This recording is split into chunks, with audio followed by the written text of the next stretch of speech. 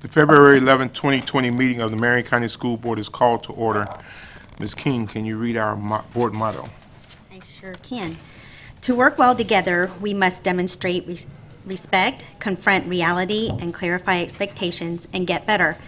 We do not always accept excuses. We will not accept mediocrity. We will always put students first, and we will leave a legacy of success. And I forgot the first paragraph. I just realized, sorry. Go back if you want. Go back and read the beginning. I'm going to try this again. I apologize. If we chose one word to describe us, it would be student-centered, because student success is our mission. When we come together to work, we are efficient, effective, and relevant. Our three most important characteristics are dedicated, diverse, and dynamic.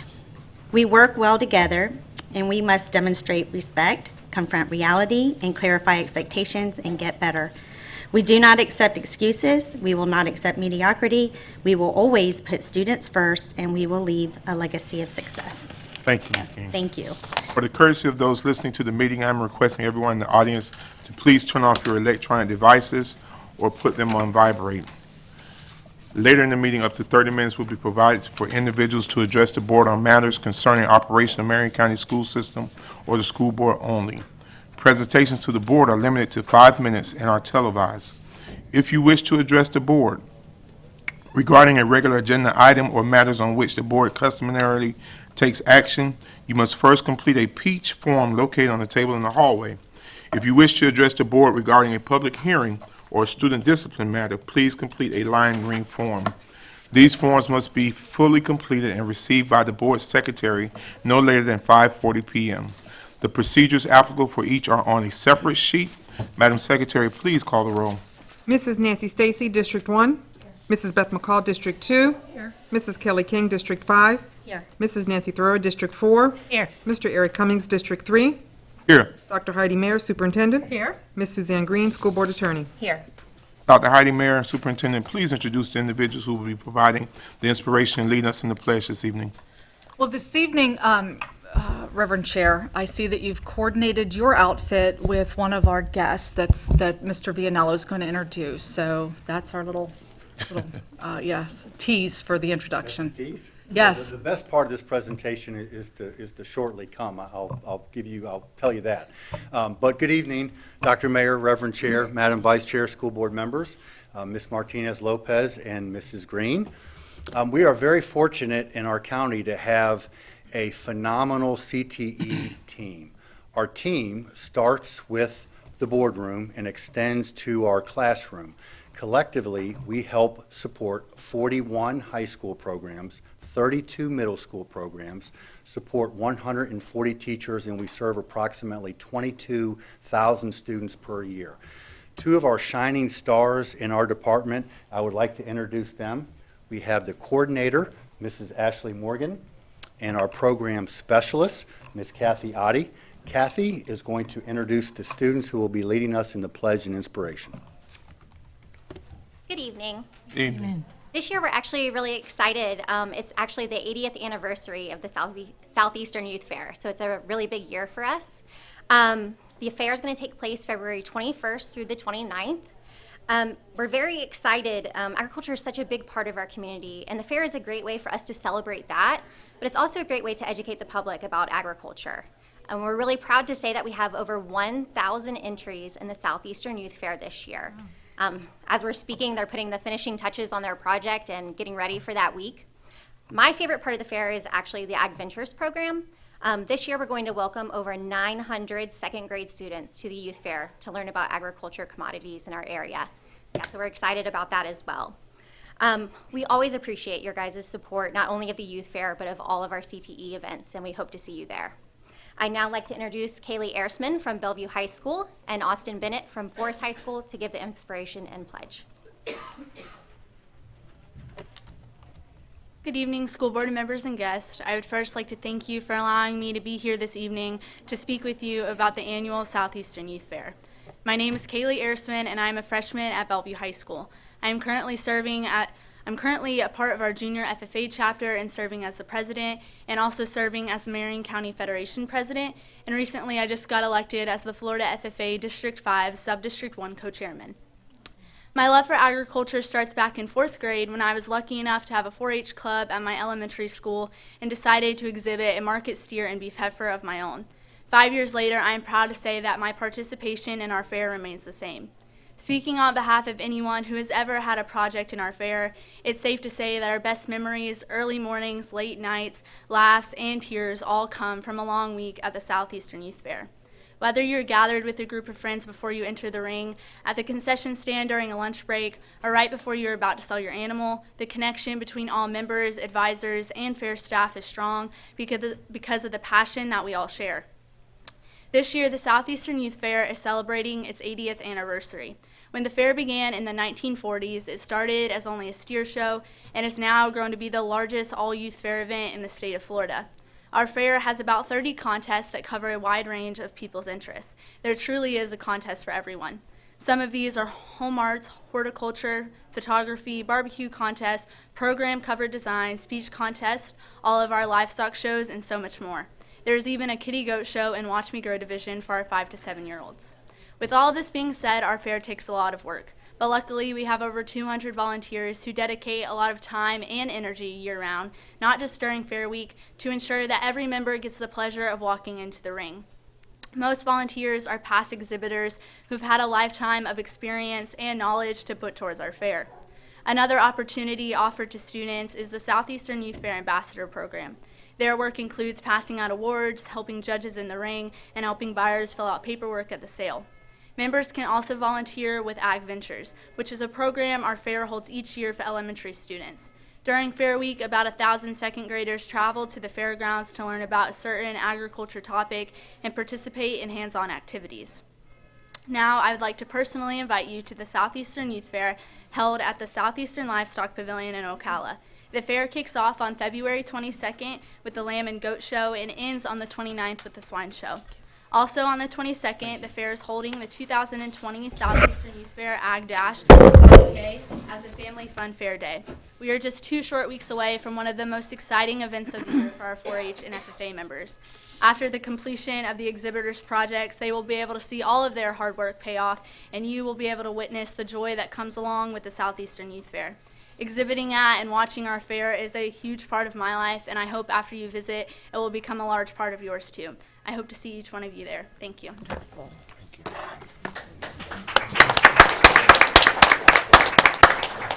Hi, my name is Austin Bennett. Would everyone please stand for the pledge? I pledge allegiance to the flag of the United States of America and to the republic for which it stands, one nation under God, indivisible, with liberty and justice for all. Identify that car. I like it.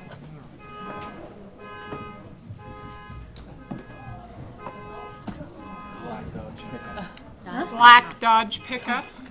Okay, now for the part that you've all been waiting for, we would like to welcome in 3 of our students who are going to be participating in the Southeastern Youth Fair this year with their animal projects. I am actually going to let them introduce themselves and their animals to you so that if you have any questions, you can go ahead and ask them.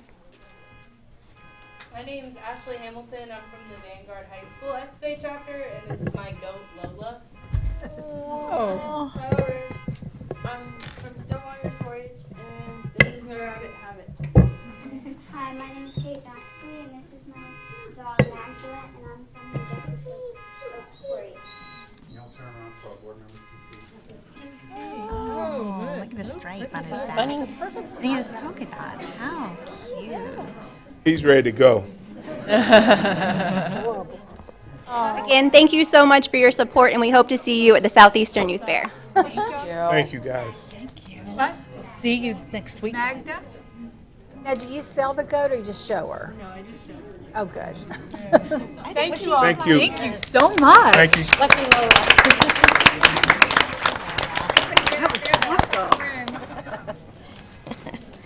That was good. One of the best board meetings always.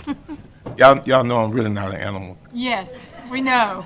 But a couple weeks ago, I did go to Saddlewood and see the sheep out there, and they will be shown at the Southeastern Youth Fair as well. So I'm I'm improving. That's right, you're growing into it. I ain't gonna go that far, but I'm growing. I'm improving. Baby steps. Thank you, guys. I recommend approval, Superintendent, I'm sorry. No worries, thank you, sir. I recommend approval of the agenda for the February 11th, 2020 school board meeting with the materials in the board packet, those materials distributed to board members at the meeting, and the audio recording included as part of the official record of the meeting, with the exception of item C10.1 that was pulled and placed under discussion.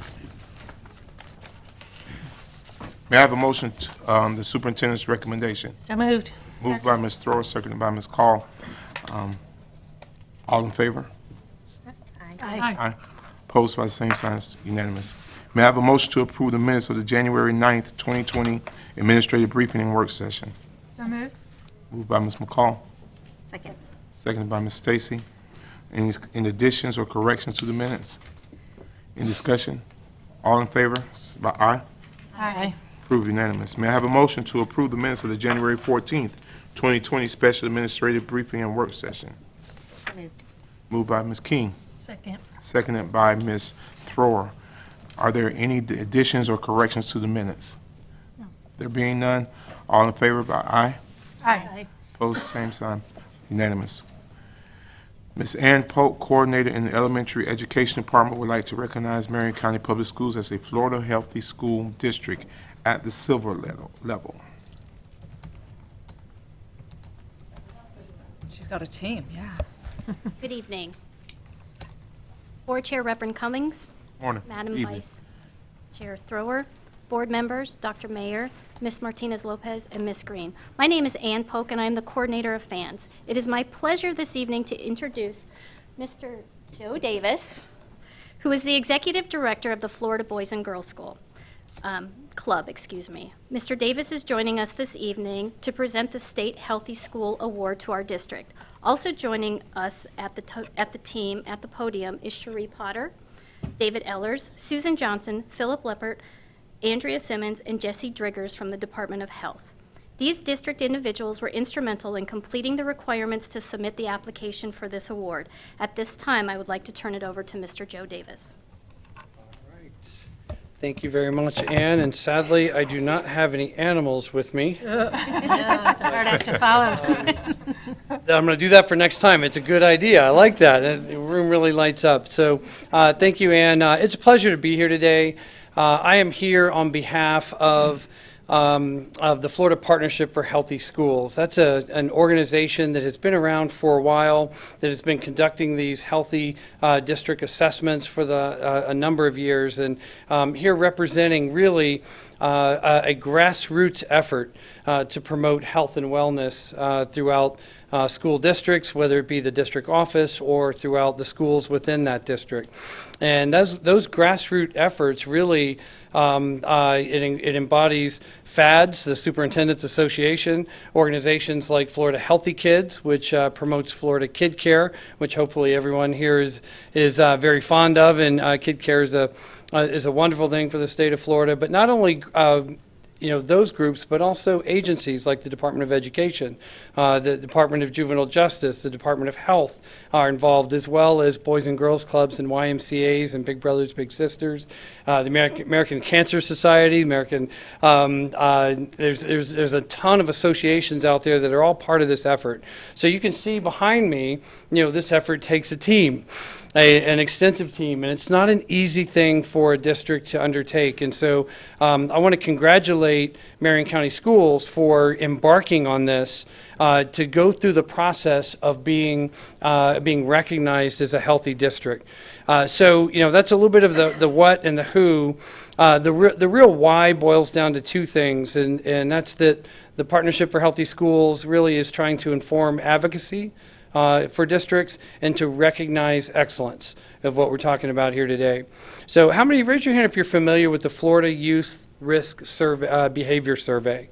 If you have seen that, that is a data-rich endeavor that gives great information about our kids. And as we're teaching our kids and helping them to be successful in life, we have to know the things that are pressures in their lives. And so there's a couple of data points that I want to mention today that came out of that behavior survey. And that's all of these things that I've mentioned have decreased by our student surveys in the last year. And those things are the number of students who rode with a driver who had been drinking alcohol has decreased. Sexual dating violence has significantly decreased.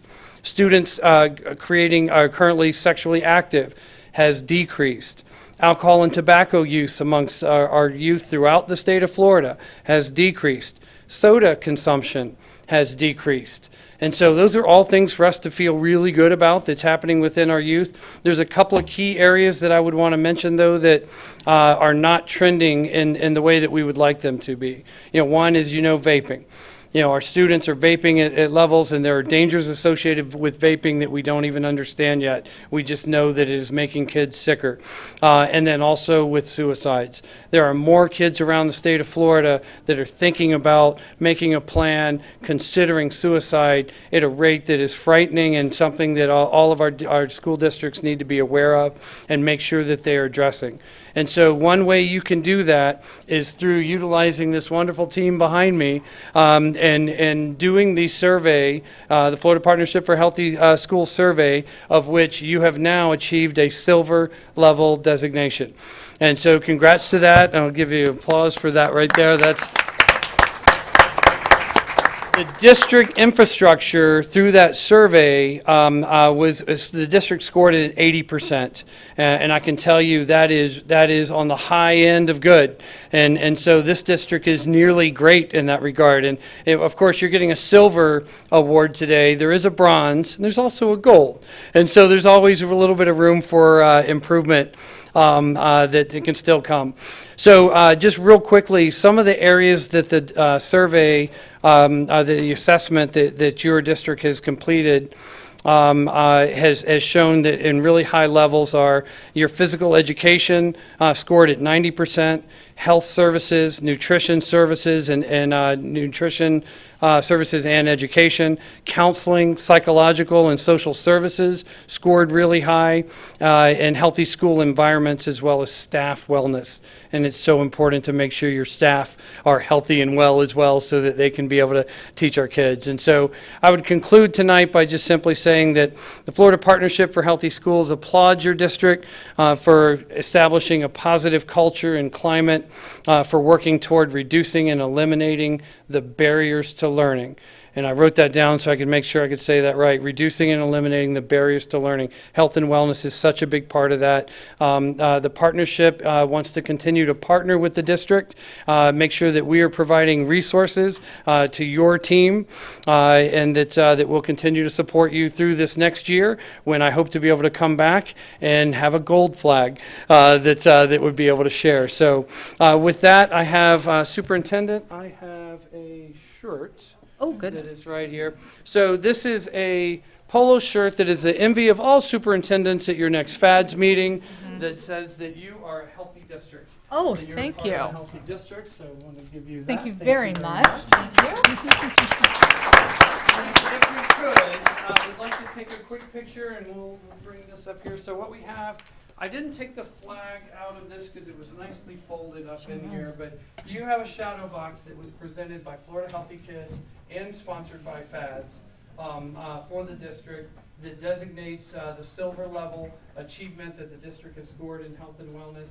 And you have a flag that you can present as a flag or keep it in here. You can actually put your old flag in here and then present your new flag out and about. So if we could, how would you like to take a picture here? Ms. Polk, join us, because Mr. Christian will take the picture. Absolutely. Listen, we're going to be shooting for a gold flag next year. Going for the gold. I love it. And if you'll tilt that shadow box forward just a little bit, too. White big glare a little bit more. All right. Right there. Everybody's looking here. See if we get a couple more. Good. Awesome. Thank you very much. Thank you. Thank you. Awesome.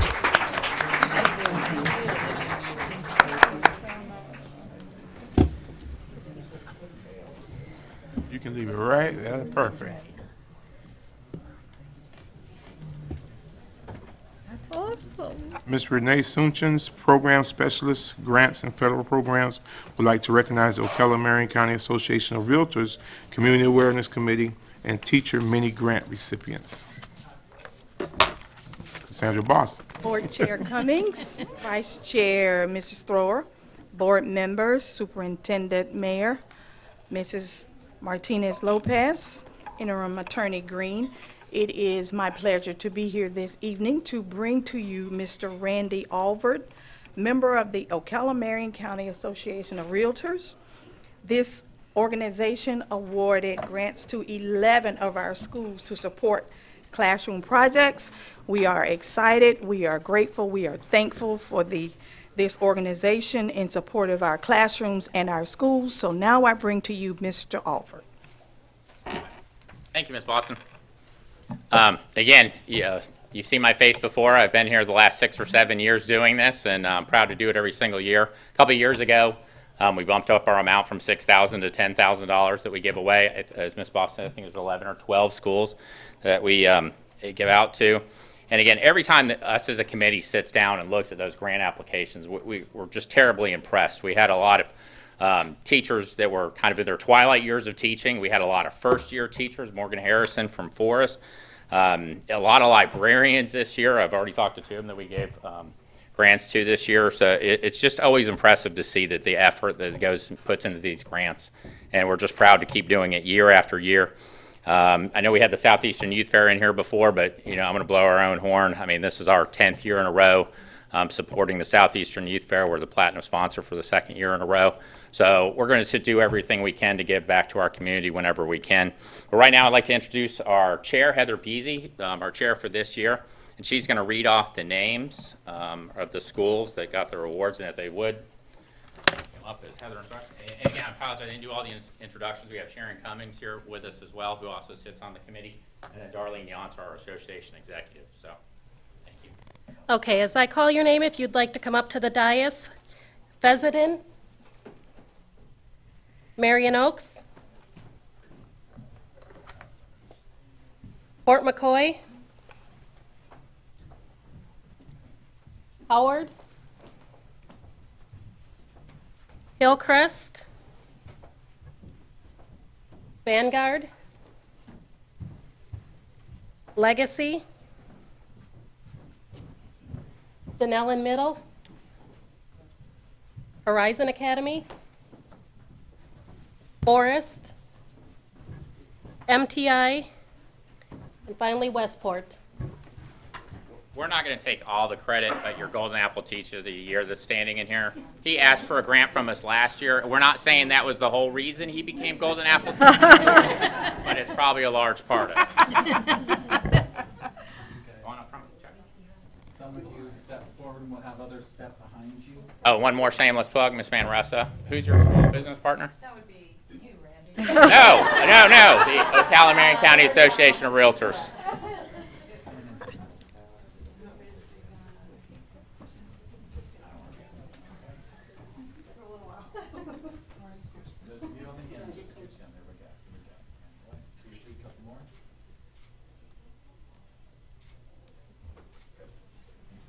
Thank you, guys. Thank you.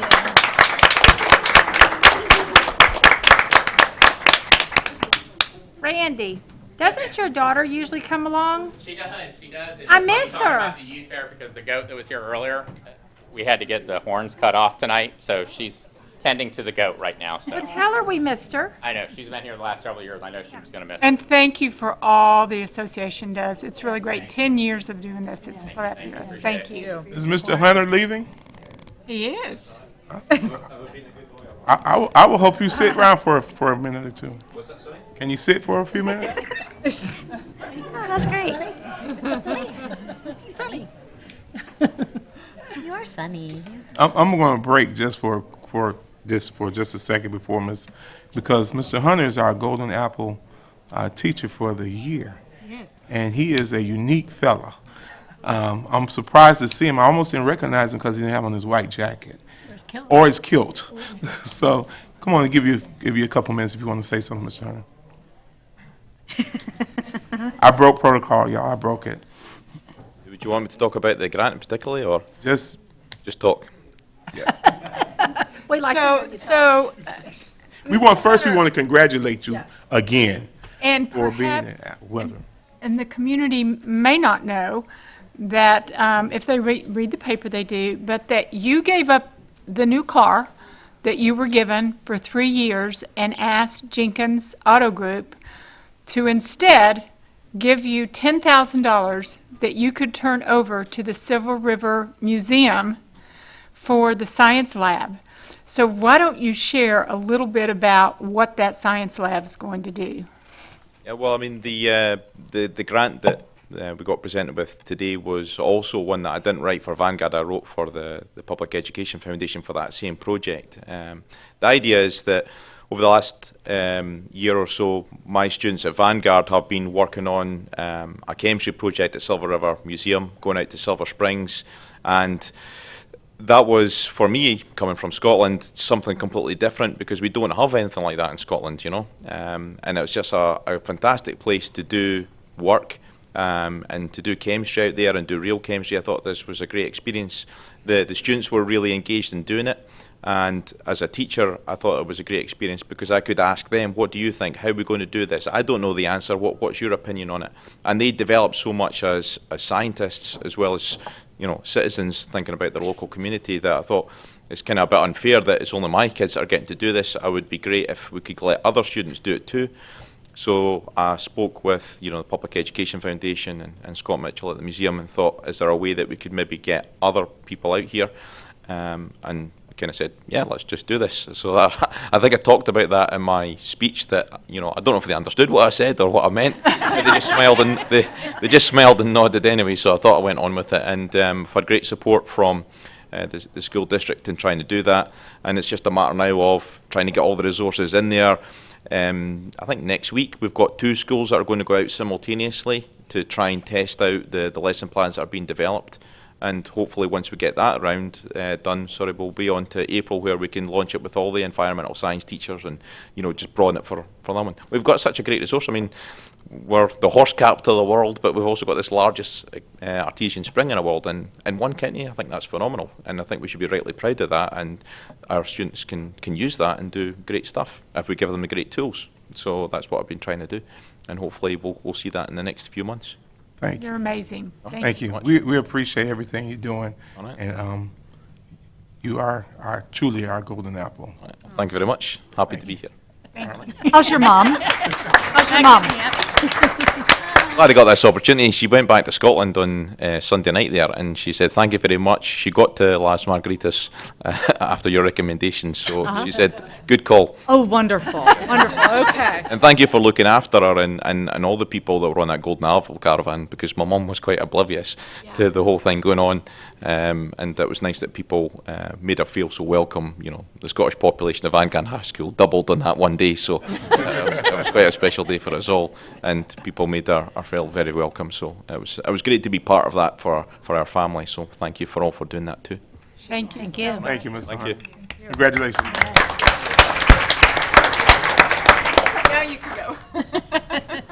Thank you guys for obliging me on that. Absolutely. Ms. Teresa Boston Ellis, Chief Financial Officer, and Ms. Kristen Corrigan, Internal Auditor, please come forward and introduce the individuals to be recognized for excellence in bookkeeping. Good evening, Chair Cummings, Vice Chair Thrower, board members. So nice to see you smiling. Superintendent Mayor, Mrs. Elena Martinez Lopez, and Attorney Green. We are really excited, as everyone else was this evening, about another way that we can recognize our schools, and it is the Excellence in Bookkeeping Award. We have 10 schools that will be awarded tonight. That high achievement, as far as we're concerned, because it means that they are handling their audits very well, and they're handling the money that the community provides to them, and they're doing a very good job about doing those things. So I'll turn it over to Ms. Corrigan so she can give you a little more information, and we'll bring in the group that we're going to recognize as well. Thank you.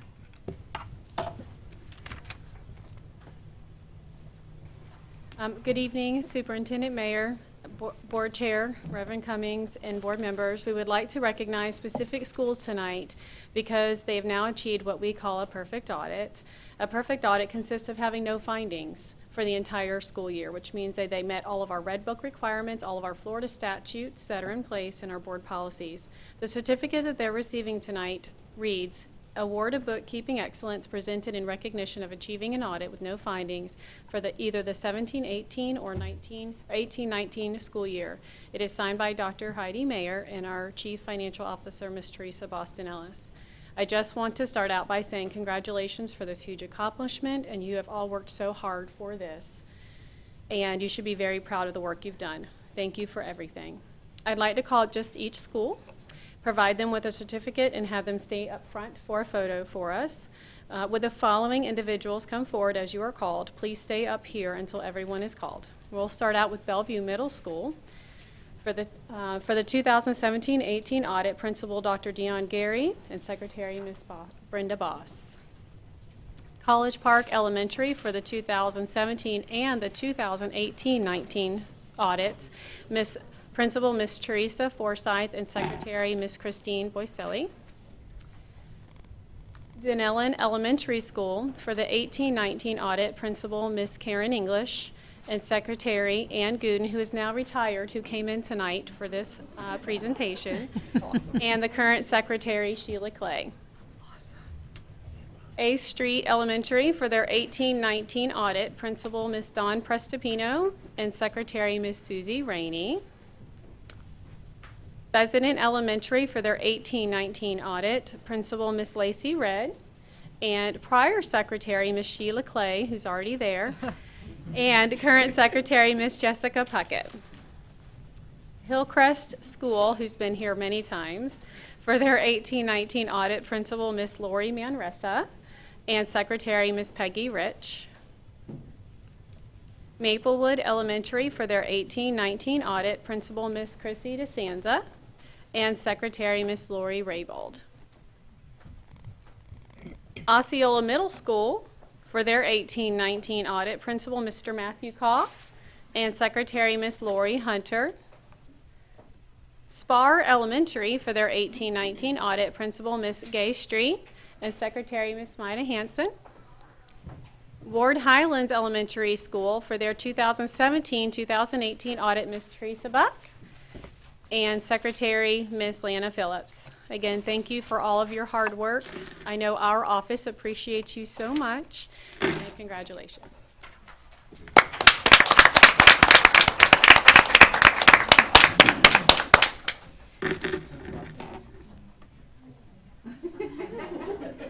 Ready?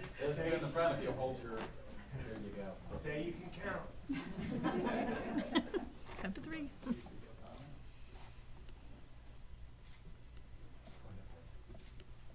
You guys might want to turn around.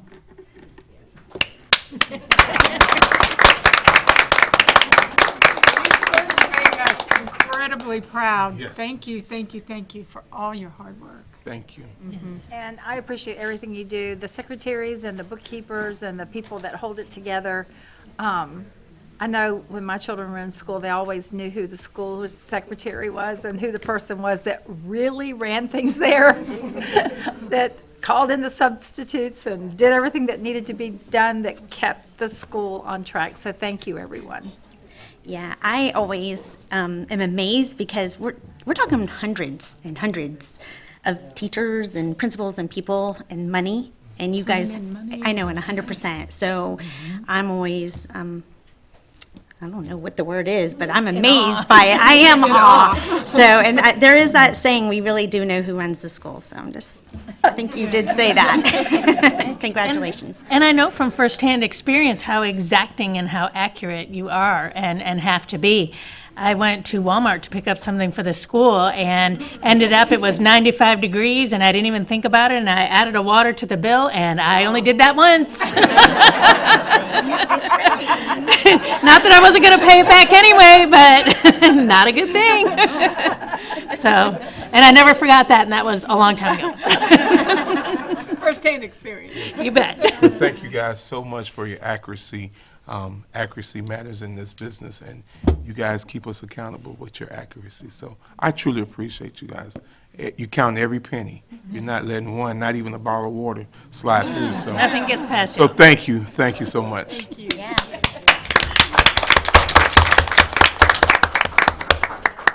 Yeah, there's timelines. Yeah, like you knew, like you better have your money in. They're getting all this money for field trips and. I know. And year after year, we see Anything. so many of the same ones that are just Yeah, stellar. yeah.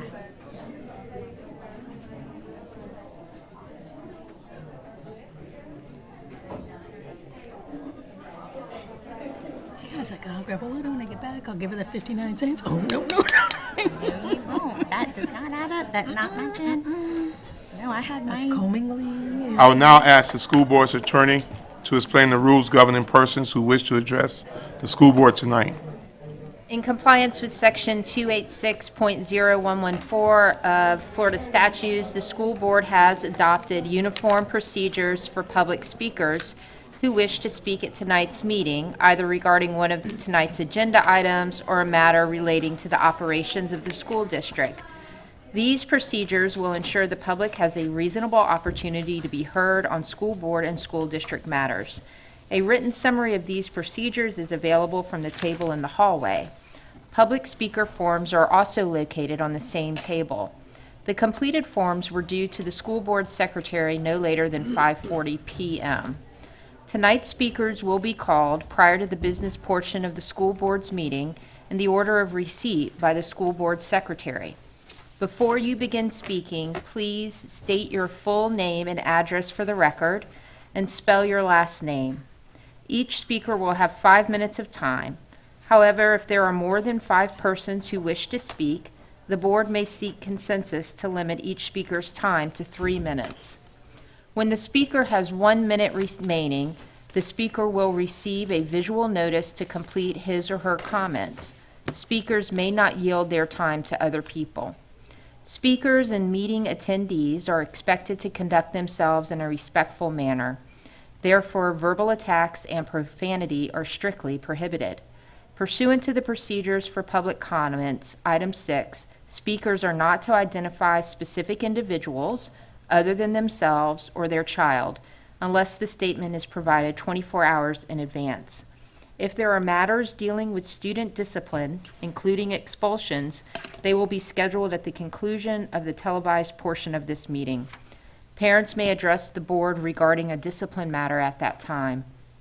To ensure student privacy, only a parent or guardian may use a student's first or last name.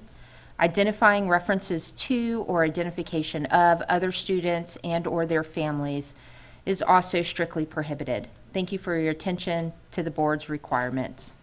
Those are the conclusion of my remarks. Mr. Jonathan Daniel Watkins. Watkins, excuse me. My name's Jonathan Mr. Daniel. Watkins, I remind you not to mention any employees' names in your statement, I please. understand. I am literate, ma'am.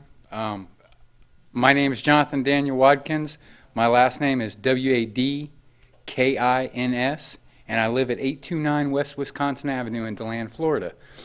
I was a Marion County student from the 2nd grade until the 9th grade. My father served in the U.S. Army, so I left Florida, okay? I went on to serve my country. You have a dean that you have suspended, no names. My question to these actions are, you have a medical marijuana policy for your students in place in school, but yet you are showing that those patients have no worth. You're punishing a dean who was promoted for exemplary behavior. If he wasn't, you wouldn't have promoted him to dean. I'm not thinking that's the way we go about things. Most teachers that are substandard are let to go, thankfully. You want student success. Show the students that even, this isn't a legality issue, okay? He was doing everything correctly. Show the students an example of somebody who is doing right. Our opiate problem, I heard a gentleman talk about suicide in our kids. You're worried about suicide, but you won't show them the right way. That is your job as the school board. Show these kids the right way. Don't make evils that aren't there. I want to thank you for hearing me. I really do hope that you reinstate this dean and let him get back to his kids. Thank you. Jones Ron. Hi, my name is Ron Jones. I'm the father of Zoe Jones. I live at 39918 Grays Airport Road, Lead Lake, Florida, 32159. I just want to make sure if my ADA accommodations are accepted. No, you can't? Okay, well, if I'm held to a rule, why can one of the school board members park in 15-minute only parking and then hold me to a rule, and then y'all don't abide by the rule? Mr. Jones, you're on the All clock. right, anyways, I know. All right, so whatever. So I'm here. My kid went to Marion Military Academy now. She's going to MTI, so she's having issues there. Her grades are coming down, just so y'all know, and it's going to continue. There's nowhere to go but down now. It was before nowhere to go but up, but now y'all put her in an environment where she's not going to succeed. And then also with the teacher that's a Marine Corps veteran, which I am also a Marine Corps veteran.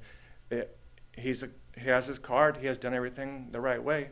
Why punish him for just because he broke up a fight? That's crazy. And we need to quit treating the kids like adults at MTI, and quit passing messages to the kids and thinking it's going to get to the parent when it's not going to do that. And I wish she would have stayed here because we could address the issues, but she got her little award and ran off. So, but just so you know, that it's not a good thing what's going on with the Marion Military Academy. Y'all destroyed it single-handed by yourself. It's destroyed. So. Thank you, Mr. Jones. Miss Dawn Clement. How many do we have?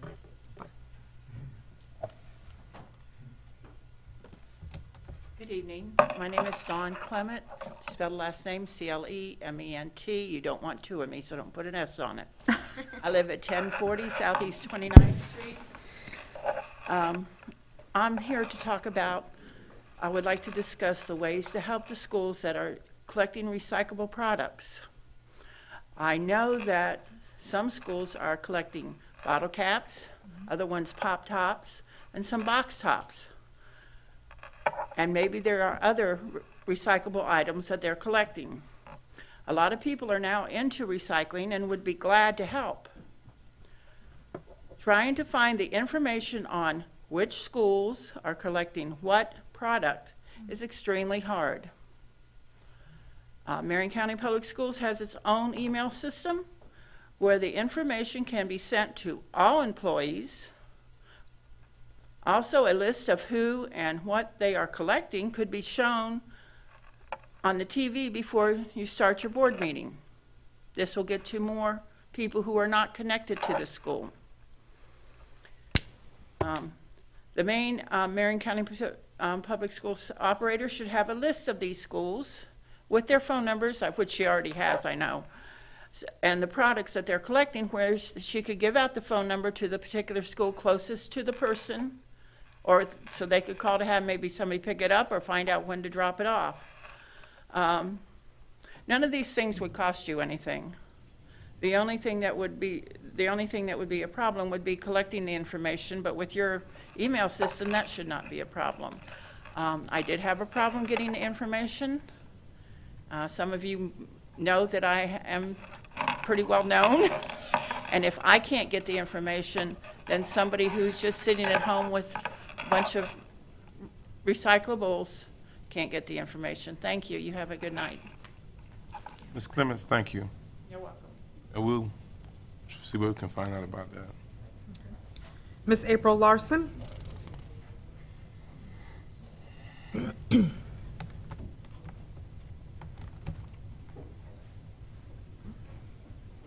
Larson, Larson. I live at 6796 Southeast 52nd Street. Believe it or not, I didn't actually plan on speaking tonight. I was just coming to observe. But unfortunately, we keep having to readdress this issue. I wish we didn't, but we do. The transition to this Choice Military Academy, well, we shouldn't even call it that because there is no Choice Military Academy. There is a technical high school that is now part of a JROTC program at Lake Weir. That's it. As I told you guys last time, we are hemorrhaging students. As of yesterday, we're down to 46 students in JROTC in the leadership class at MTI. The leadership of the JROTC program at Lake Weir have let us know that they have no authority to grow that program, to grow the JROTC at MTI. If they have no authority to grow that program is never going to get its flag. And it's my understanding that that paperwork has not even been filed to date to get that flag at MTI. So this program that was presented as a solution for these kids of MMA isn't a solution at all. They're just in a holding pattern. We were hoping that this would get off the ground before the end of the year. That clearly isn't happening. I don't see it happening for next year either. If you don't have the flag and you have a dwindling group of kids willing to be in that JROTC program that's linked to Lake Weir, it's not going to go anywhere. So we are concerned that these kids who want to be part of this military-based program aren't even going to have this option next year. I understand that there has been some research and some work into another program that the kids would have to test to get into, which would leave the average student not being able to get into the program. If that program will only be open to above average students who test to a certain level, that's not a program for all the students of Marion County. And it certainly isn't a program for kids who struggled in the public school system to start with, and were at that school for a reason. The kids wanted uniforms, the parents wanted uniforms. We were giving a sad excuse for a uniform of khaki pants, one t-shirt, or their under t-shirts. Some of the kids are hanging in there, they're still wearing them. They're showing up to their one formation a week, which is only on Wednesday. This has led to a tardiness problem with quite a few students, where they were accountable to be at school in the morning for formations. Now they're being told they only have to come to formation that one day a week. So the parents are struggling to work with these kids to get them there, to keep them accountable with all the structure that they had in place before. We're asking you to keep working with us because we've worked with you. We've hung in there with you. We've said, okay, we will see where this goes. We will work with you. The parents will encourage the kids. We will hang with you, but we're not seeing any progress. Like Mr. Jones said, all of our kids' grades are dropping badly. We have A students who are now C and D and F students. We're having issues with some of the teachers, and when we addressed that with the school, we were told the teacher had a bad day and that she said she was sorry. Had it just been one day, we wouldn't have approached the school with it. Everybody has a bad day. That's okay. You're allowed. We wouldn't have approached the principal of MTI had it just been one occasion. So we're appealing to you again. Help us help these kids. We've got a home for them, but we still don't have a program for them. Thank you. Thank you, Ms. Larson. Edna Harold? Yes, ma'am.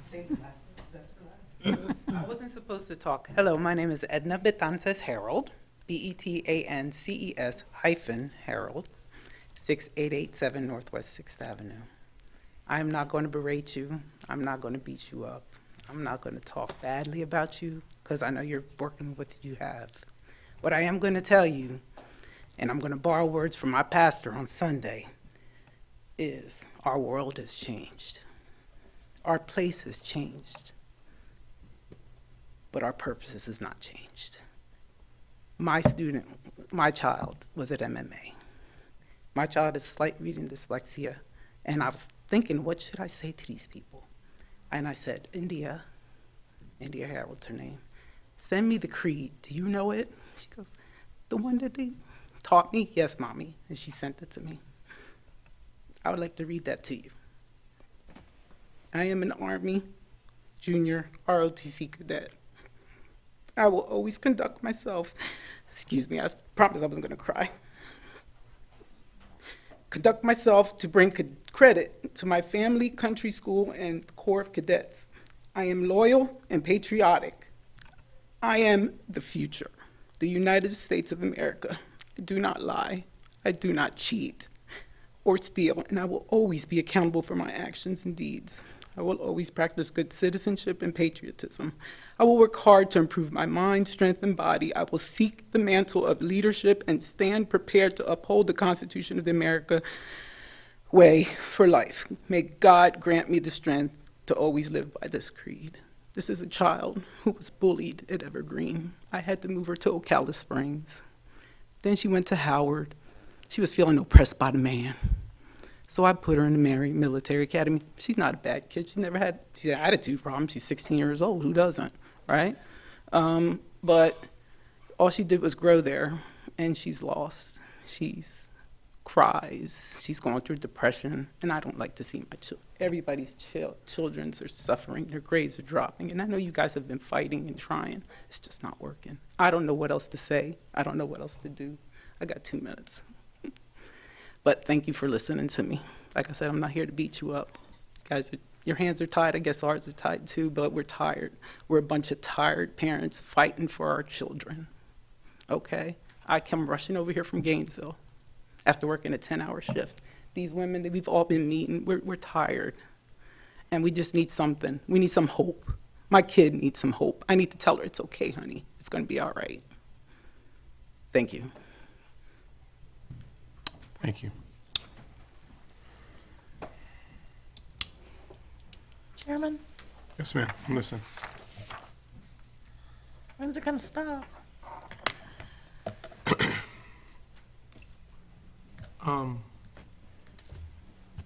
Let's talk about this at the end. Towards the end. We will talk about it. Talk about it at the end. Okay.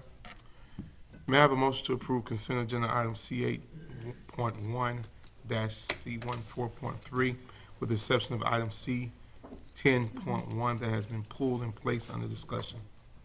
So moved. Moved by Ms. Throer, Second. seconded by Ms. King. Any discussion? No discussion? All in favor signify by aye. Aye. Aye.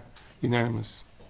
May I have a motion to approve the following cash or tangible donations that have a total value of $91,340, $22,935 to Dr. N.H. Jones Elementary School from Dr. N.H. Jones Parent Organization, $4,905 to H Street Elementary School from H Street Elementary PTO, culinary tools and equipment value at $1,000 to Marion County Public Schools Career and Technical Education from Rondo Fernandez, automotive parts value at $48,000 to Marion County Public Schools and Career and Technical Education from Ford Lincoln of Ocala Incorporated, $2,500 to Hammett Bowen Elementary School from their business partner Church at the Springs via the Public Education Foundation of Marion County, $1,000 to North Marion High School from Marion County's Children's Alliance,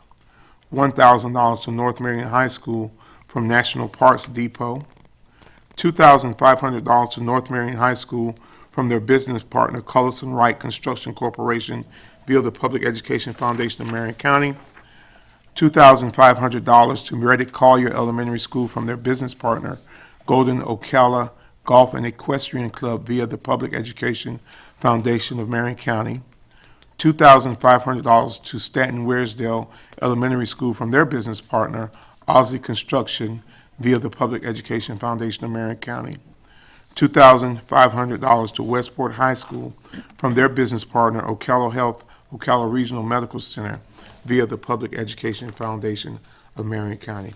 May I have a motion? So moved. Moved by Ms. McCall, Second. seconded by Ms. King. Any discussion? All in favor signify by aye. Aye. Yes, unanimously. May I have a motion to approve C, discussion, we have a discussion. May I have a motion to approve C 10.1 settlement agreement and release for MP?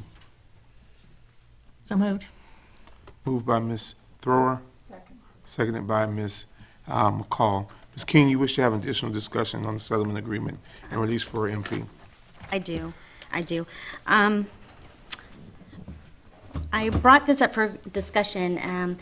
As board members, you remember we had this hearing last year, and the board upheld the termination on this employee. And as it currently reads, this employee would be resigning now, and he would not be terminated. And after hearing that hearing and what the information I believe to be true, I will be voting no on this tonight. Again, as I said, the board voted to uphold that termination. And I do not believe this person should be allowed to resign, because then this person can go to other schools and work in those districts and work in front of children. And I just will be voting no on that tonight. Ms. King, this should not have come before us. It needs to go, we're going to take it and put it before executive session so that we can discuss that issue. Well, it's before me now, and So you want it tabled? Yes. it can either be tabled, or I am voting no. I mean, I don't know how my other board members, it did come before us.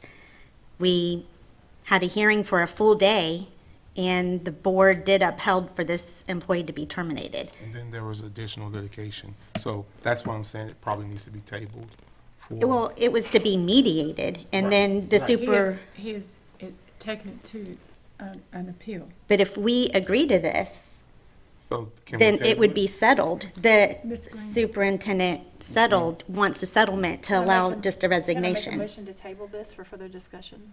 I've gotten a text from the lawyer, and he would like it pulled to come before y'all. So, y'all can proceed either way. You can vote on it, or you can make a motion to table it for a work session. Well, before we do that, I know there was 3 of us that voted to terminate. Do you guys want to have another hearing?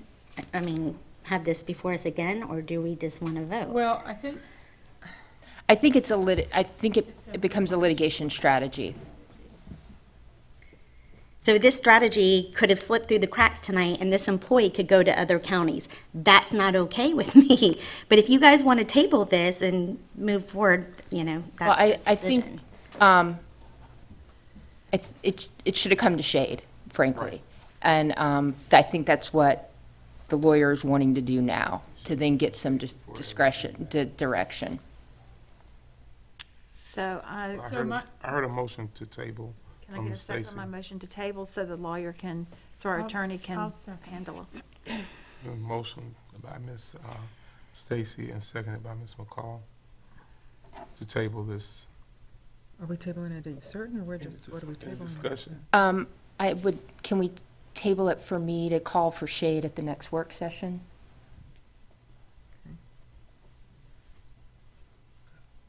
So, To discuss this further, so that means that what we were supposed to be voting on tonight is dead for now. Dead. It can't happen without a vote. so Okay. table.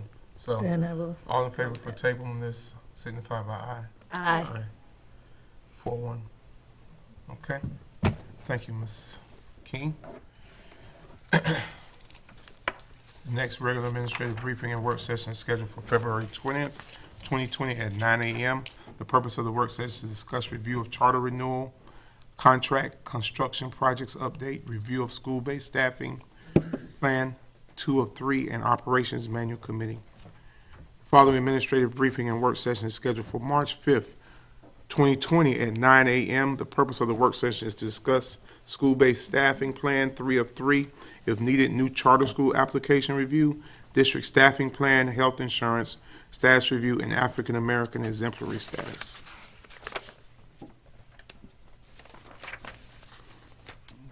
Committee reports, concerns. We're getting towards the end, guys. Dr. Mayor? Thank you.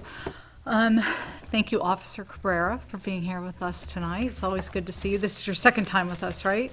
Or third? Third, yes. Well, Good to see all of you. awesome. So this week, our canoe exhibit opened. The Dugout Canoe exhibit at the Silver River Museum opened, soft opening, ribbon cutting last week. And a huge thanks to Scott Mitchell, who is the director of the museum, of the Silver River Museum, whose relationships and understanding of how things work in the museum world allowed him to reach out to the University of Florida, who's had this exhibit prior. And so we have the honor of having this historic dugout canoe exhibit with us for at least 10 years. And a huge thanks to the Felburn Foundation and Guy Marek, who have taken care of our kids for so long through the Silver River Museum. Huge thanks also to our Public Education Foundation, who helped with all of the logistics of this, and the community. I know the CEP stepped up and helped, and so many other people in the community stepped up to make this happen. So this weekend is the official opening. Saturday and Sunday, so please step out and come on down to the Silver River and see this exhibit. It's exciting, and you can even stand in a canoe like you did, didn't you, at the opening? Yes, so you get to stand in, take pictures and all. Okay, so it's a fun time. This Saturday is our Math Counts competition. This is for our middle school students, and it's amazing to see them in this competition. It's school-based, team-based, and these students, much like perhaps you might think of a spelling bee, perhaps, but on that math side, and they ponder and they come up with answers to these complex math problems. I know when I go, I sit in the back with the parents, and we're trying to figure out all the answers too, and the students get it first, and they get it right, and so impressive. So I know that we'll be welcoming the winners of the Math Counts competition to a future board meeting to congratulate them, and thanks to Christine Strickler, who is the coordinator for all of that. And then next week is our annual spelling bee, and thank you to Mark Ingram from the district who is coordinating that. And this year we welcome many public and private schools students who will participate in the spelling bee. The winner of this round goes to Orlando. The winner of that round then goes to Washington, D.C. to participate in the national competition. And this year our word caller, is that the correct word, Mr. Christian? Word caller MC is Chancellor Oliva from the Department of Education. So he's been practicing all his pronunciations that Mark sent him. Yesterday was the launch of the website, the Federal Clearinghouse on School Safety website. This is, of course, a national initiative that's been over a year in planning, and this is going to be a place where school districts, concerned folks can check for best practices, can keep up on information with each other, and the launch of it was done in Washington, D.C. Because this week in D.C., many meetings, discussions, press conferences with the president in Congress going on about school safety. And one of our principals is there this week. Elizabeth Brown, the principal of Forest High School, is in Washington, D.C. this week. Ms. Brown is a member of a very small, thank God, very small group of principals who have led schools that have been involved in school shootings. This small group of principals, actually, if there is an incident, one of them is sent by this group to go and mentor the administration of the school where the event's happening. So she is there this week. Very proud of her. She'll be addressing leadership, congressional leadership this week, and talking about priorities with school safety. And also there this week is my friend Max Schachter. And you remember Mr. Schachter, he spoke to all of us the beginning of this school year, sharing the story of how his son Alex was killed. in Parkland. And if we could all just take a minute to remember that this Friday is the anniversary of Parkland, and we're sending love and prayers to Mr. Schachter, and just remembering that because of Alex and the others that died that day, our students were saved. So we thank them, and we'll just hug our own kids a little tighter tonight. So thank you. I'm gonna go backwards. You see Elena Martinez? I have been sending out quite a few invites, board members, so just want to make sure that you do see them, because you guys have a pretty full day on the 20th, just to make sure you get them all on your calendar. Thank you. I have two shades to announce. Chair recognizes Board Attorney Suzanne Green. Board members, on behalf of Bicycle Law Firm, I am notifying you that advice is needing regarding the pending litigation styled Dr. Heidi Mayer versus Marion County School Board, 2019 CA 2480, pursuant to Section 286.011, open paren 8, close paren Florida statute, known as the Government and the Sunshine Act. I'm requesting a session with the board for purpose of discussing negotiations and strategy related to this matter. I will ask the board's clerk to cause reasonable public notice of the time and date of this session and the names of the persons attending to be published. It is suggested that the session be held following the February 20th, 2020 administrative briefing and work session scheduled for 9 a.m. The attorney-client session will be conducted at the law firm of Blanchard, Merriam, Medell, and Kirkland at 4 Southeast Broadway Street, Ocala, Florida, 34471. As required by this statute, only the following individuals will be present: Eric Cummings, Chair; Nancy Thrower, Vice Chair; Kelly King, School Board Member; Beth McCall, School Board Member; Nancy Stacy, School Board Member; Suzanne Green, School Board Attorney. I will ask a court reporter to record the session, also as required by statute. His or her notes will be fully transcribed and filed with the clerk of the school board. Upon the conclusion of the litigation, the transcript will be made public record. I recommend the board hold an attorney-client session pursuant to Section 286.0118, Florida statute, to discuss pending litigation. If there are no objections, I will instruct our attorney to schedule an attorney-client session to be held following the February 20, 2020 administrative briefing and work session, starting at approximately 12 o'clock p.m. No objections. Mr. Chair, just clarification, Ms. Martinez-Lopez, I have, and this may have just been, you just put it on before we knew the actual time, I have two, one starting at 11 and 11:30. Those are ones that are here at this office, Okay. the first two. I give it 30 minutes for those two. There's no way for me to predict the time. So I do believe those would just be 30 minutes. And once those two are done, then you go to a shade meeting. Once you're done with those three, then you'll go to these two. So if we start those at 11 and we have an administrative briefing starting at 9, are we truly going to have enough time to finish the administrative briefing? I'm doing the shade as risk for the 11 and 11:30, and I can assure you those aren't going to be very long at all. I'm more So we need- concerned about our work session. Oh, okay. Because we always go over. So we can just make it a goal that we will end Be at out at 11. 11 o'clock, yeah. And it does, if you need to rearrange the Okay, schedule, we so will. just to know that we really need to do Yes. that. Yes. because Okay. we've got all So those let it be schedules. I noted, just needed clarification. let it be noted, Ms. Martinez, that we need to be out of here at the right time to get these going at the same time. Okay? Chair recognizes the board's attorney, Suzanne Green, again.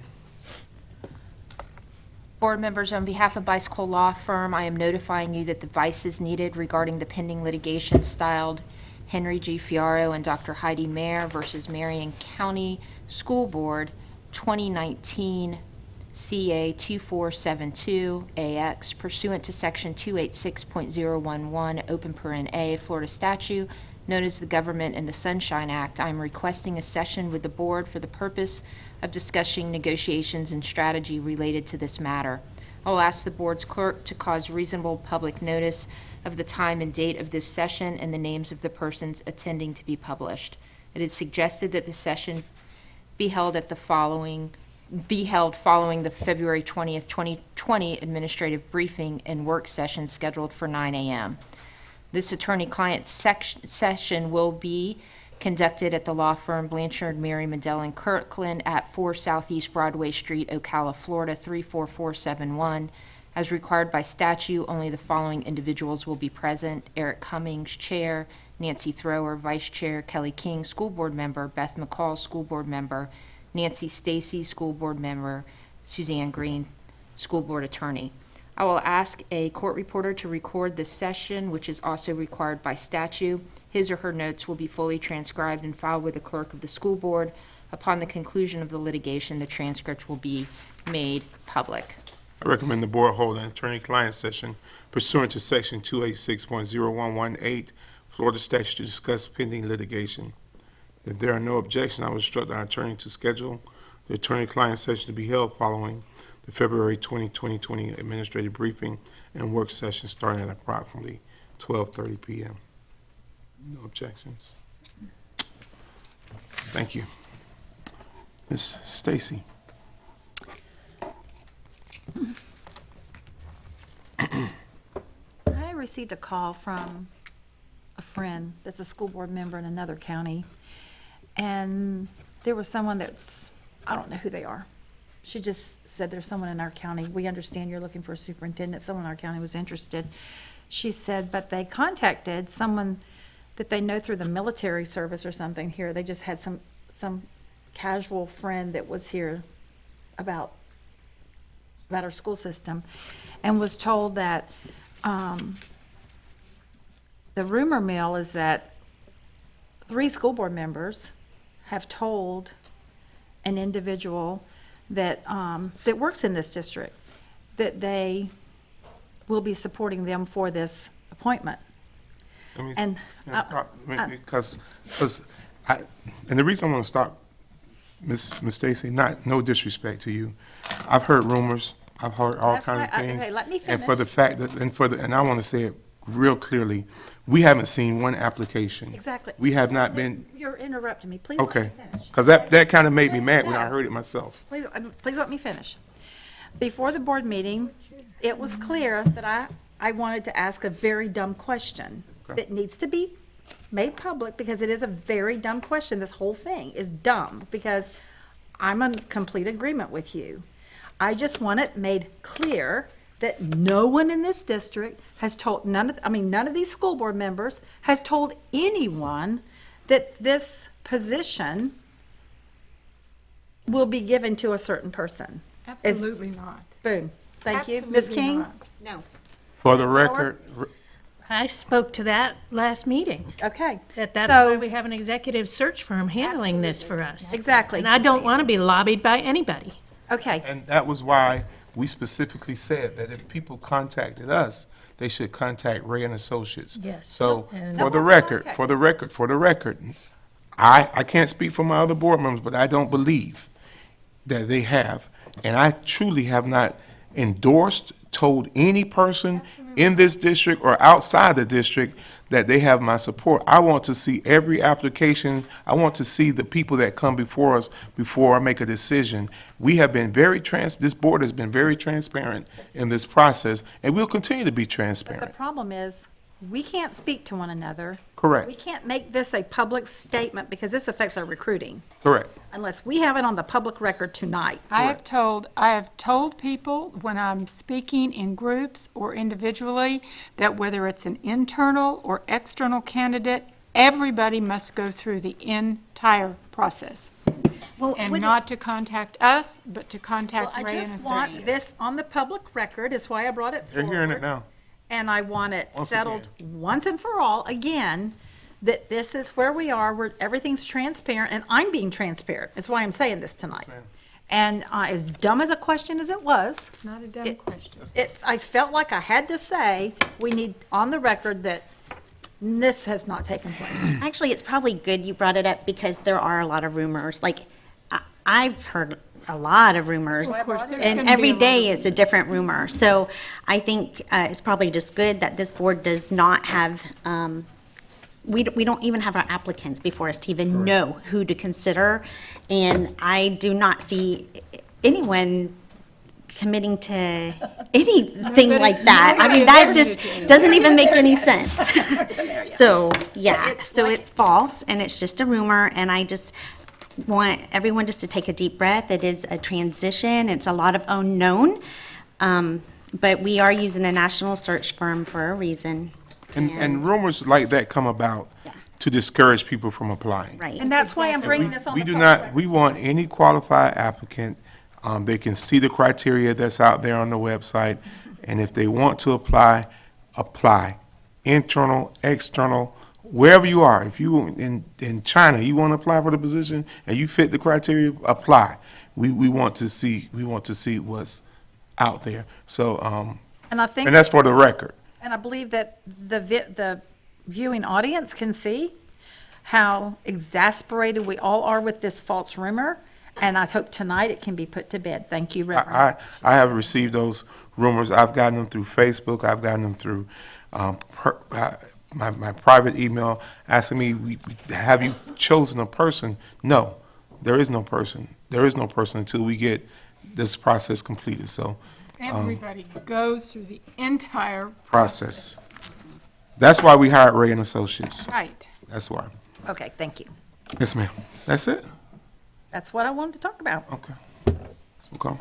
So today, I was invited to a cybersecurity workshop for local governments, and I was in attendance along with Anthony Clark and part of his team. Very enlightening, and so Anthony and I have had a conversation, and eventually we'll come, because it's security, it'll be a shade session, but we talked about some things that we really need to be aware of that we're not.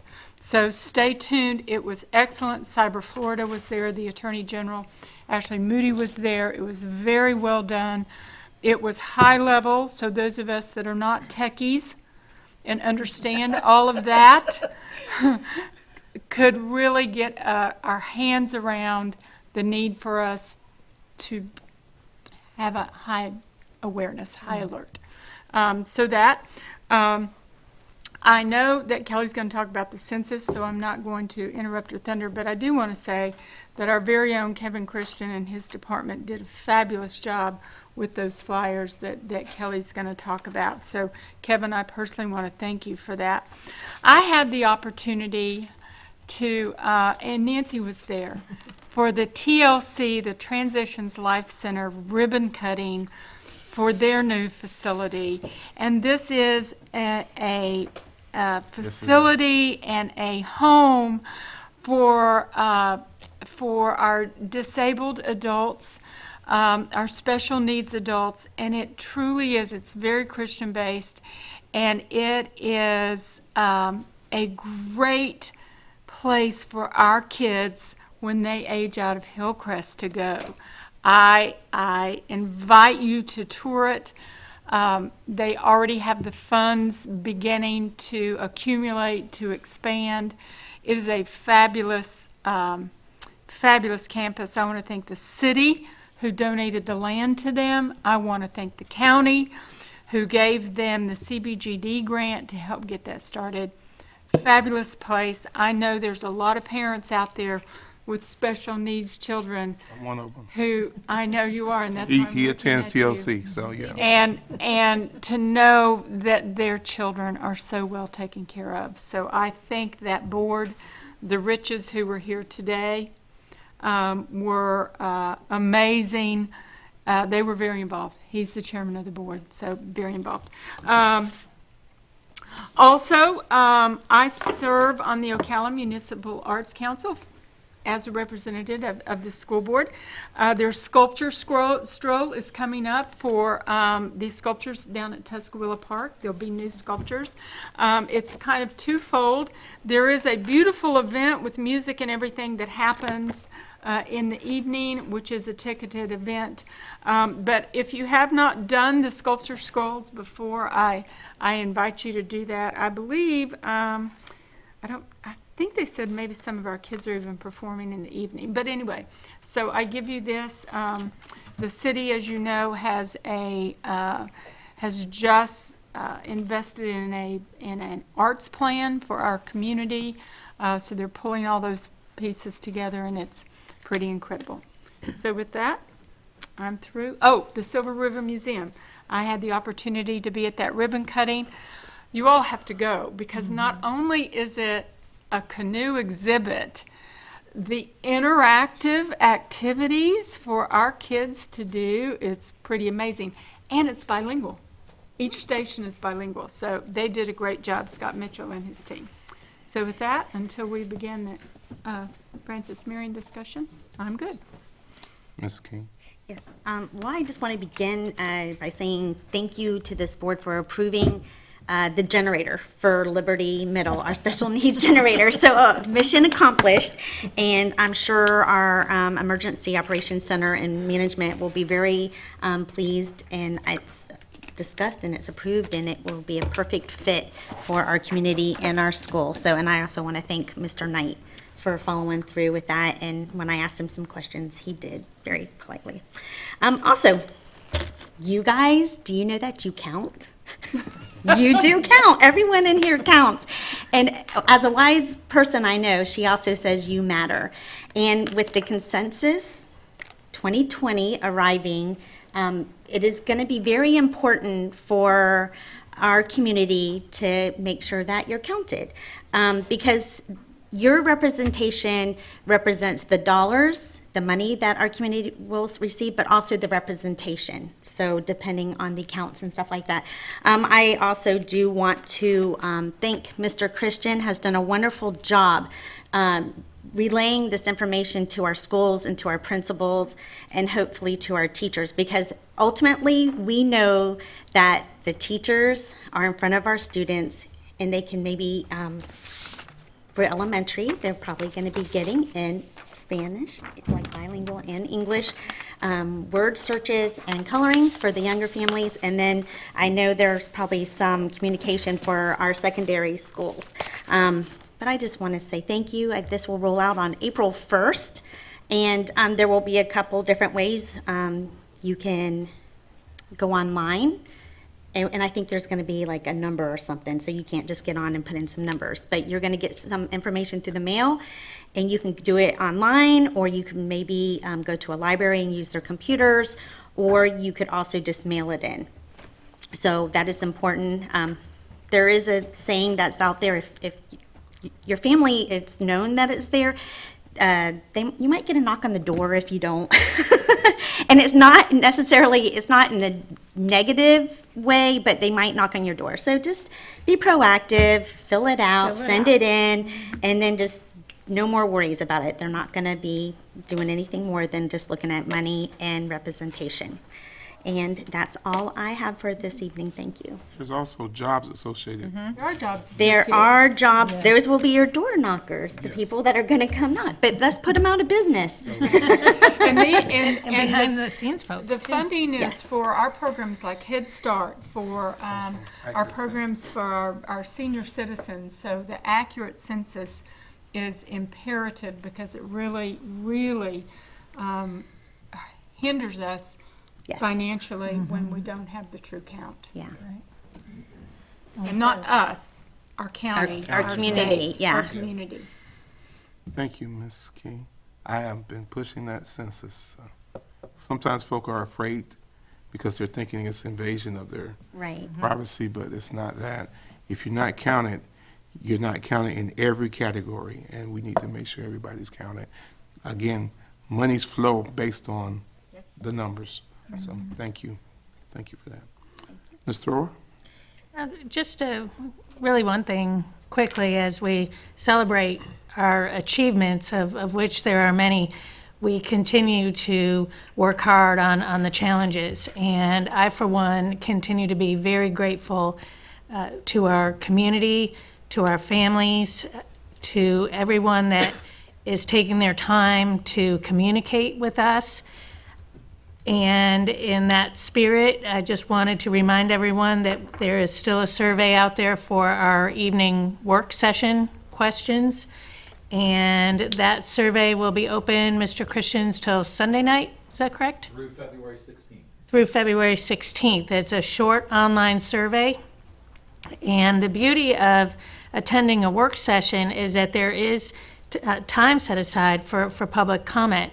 And that really is the place where the meat of our business is discussed. And this board has been very proactive in building relationships with each other and across the district, and it is a priority. The best public schools have the highest community involvement, and that's not always easy. Sometimes it gets messy. It can be harder to get things done as fast as we'd all like to get them done, but that doesn't mean you give up, you know. You keep problem solving till every student gets what they need. And that's certainly my goal, and I feel like after being on the board for the amount of time I have been, that it is definitely the goal of the people seated around me, all the way to the end of the dais on both sides. So I hope that in the next few days we'll get even more responses to the work session question, and that we will enjoy having an evening work session. It may be once a month. We'll just see what the responses are, and as far as the time is concerned. But if you haven't already completed that online survey, please do so. Please let your friends know. We need you. We need you to help us make this district as successful as it can possibly be. Thank you. Thanks. Real quickly, thank you, Ms. McCall, for mentioning the TLC grand opening. That is a very unique place. The kids there, the adults there, I keep saying kids, the adults there are some of the best kids you can be around. And they really, I'm just grateful that Marion County has added another option. Absolutely. Has given us another option for our special needs community. In light of that, last week, Tim Tebow does this Night to Shine event that he did at a local church. There were a lot of our special needs kids that were able to attend, and it was, from my understanding, it was truly a wonderful event. But in light, there's a number on that one, and one of our teachers, one of our district teachers, Miss Beth Inman, who's a teacher, I think, at Bellevue High School.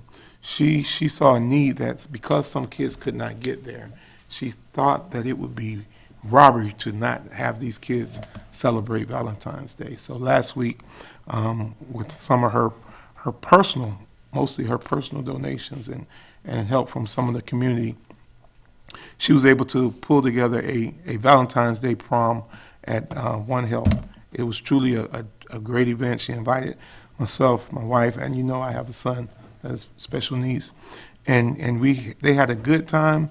They danced the night away, and those kids really enjoyed themselves.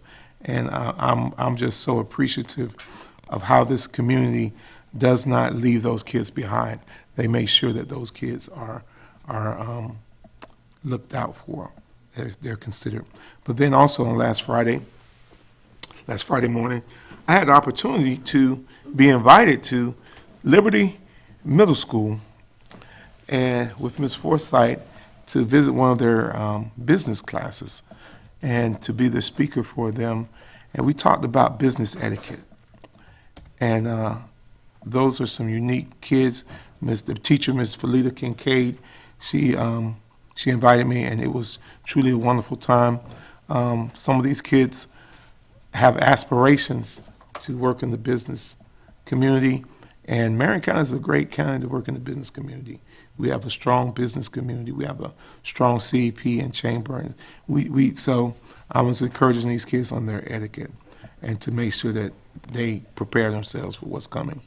But then also on February 20th, the College of Central Florida is hosting a Black Male Enrichment Conference. This conference is for kids who are from 7th grade to 12th grade. Dr. Charles McIntosh, who runs the Criminal Justice Institute. He is the one that's facilitating here, he and Dr. Smith. And it's open for registration, but it's filling up fast. It was supposed to be for just like 100 kids, I think, as of last check. Yesterday, there was about 175 kids that have registered for this event. So this is to those kids that want to go. I want to encourage them to get out there and get involved. We heard some comments from Francis Marion parents, and we've said it before, because I want to say it again, and I get frustrated when we're accused of doing something that we did not do. We did not shut down Francis Marion. So when people continue to say that we single-handedly shut that school down, we did not. And I think this is going to be the last time I say it publicly. We did not shut down Francis Marion Military Academy. That school was shut down by its board based on whatever issues they were having. We, in turn, have, as a board, tried to accommodate, and it will continue to accommodate. We'll continue to accommodate. We'll continue to accommodate and make a way to take care of our kids, because those are our kids. Yes, ma'am. So I just want to address a few of the issues that were brought up. So let's talk a little bit about the flag. Mrs. Beasley and her staff, number one, are truly, truly working really, really hard. They really are. We had another meeting yesterday. So the flag is now in the hands of the Army. It is not in the hands of Mrs. Beasley and her staff. And here's what we know. We know that many of the students have dropped out of the ROTC program. Many of them are very pleased. There are students and parents that are working very, very well with MTI. They're happy there. They're getting career skills. And so let me share with you that there are parents that are extremely happy that have moved their kids. Because the numbers are going down, there is a question whether we can get a new flag or not. And the other part of that is there are over 300 applicants for ROTC flags. The East Coast has many, many, many flags, and so the Army is trying, and the ROTC programs are trying to get more flags out to the West Coast. The fact that every one of our high schools has a flag, the chances of us getting a flag is probably very slim. Not going to happen. So to say that the flag we don't have the application for the flag, that's the Army. It's not Mrs. Beasley. She has done everything she can do. Correct. Lakeware High School will be the ROTC program that is there. Now, let's talk about recruiting for a minute. We are about 12 weeks out from the end of the year. Is Mrs. Beasley going to go and take kids out of a class they're already in, even if they want to join the ROTC? Because of credit issues, it is not a good time of year to do that. However, she will make ROTC very available to all the students that are at MTI next year and those that come in. She will work to help any of those kids that want to be in the ROTC program. There is to be another military staff member hired. Again, that list of names is in the hands of the Army. As soon as Mrs. Beasley can interview, she will. As soon as the Army gives her the issue. So I am sorry that there are students that are not doing well at MTI. I also want to say and reiterate that we did not close down Francis Marion. And to be very honest with you, I think the board has gone out of their way to accommodate you and your students. We did not, the only thing that we were required to do was that if your students wanted to be students in Marion County Public Schools, that they were allowed to come. We could have said they all have to go to their base schools. And that's really all we had to do. But and ma'am, I'm sorry, but we have gone out of our way and working very, very hard. And Mrs. Beasley and her staff, there is a dean that has been added, and I'm going to tell you that things are working over there, maybe not for all the students, but Mrs. Beasley and her staff have gone out of their way and I think done everything. They're working on Grad Bash. She's worked with Jostens to be sure all the seniors have what they need for graduation. So I think this discussion is over. We will continue to work with the parents and the students as Mrs. Beasley is, but they're wearing her out. The majority of the parents that had students transfer in are adjusting well. May I ask what happened with the former principal? I know we had conversation and then I haven't heard anything else about that. About the consulting? Yes.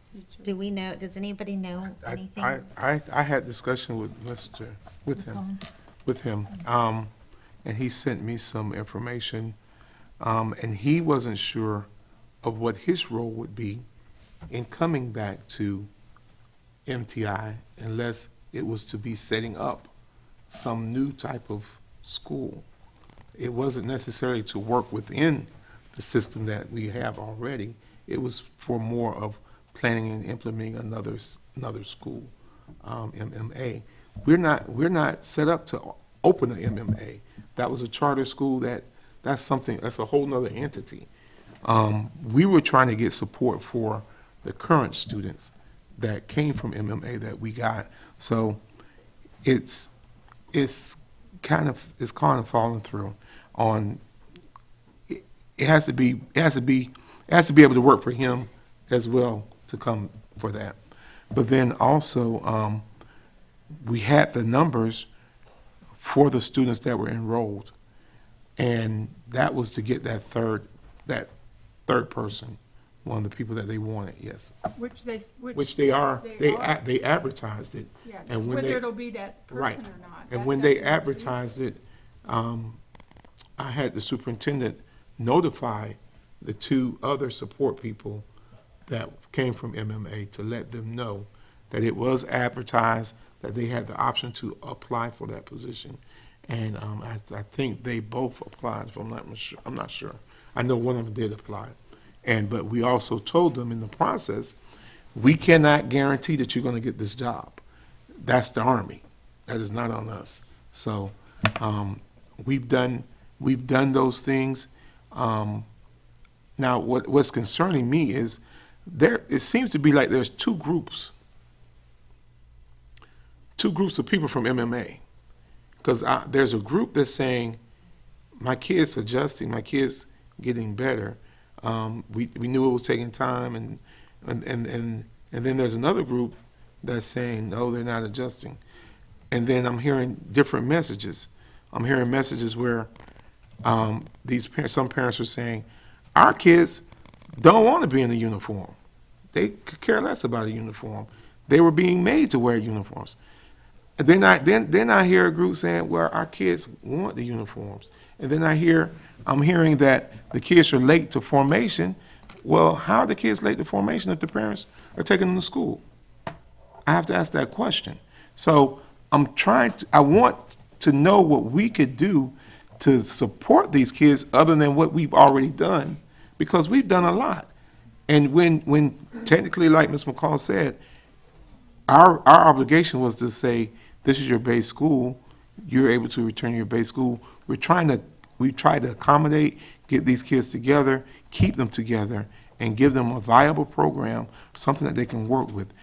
As I said before, it wasn't going to happen overnight. There's going to be growing pains. There's going to be issues. There's going to be transition issues, because this is something completely unheard of. It's completely unheard of, but it takes everybody at the table working at it. And I don't know what else, to be honest with you.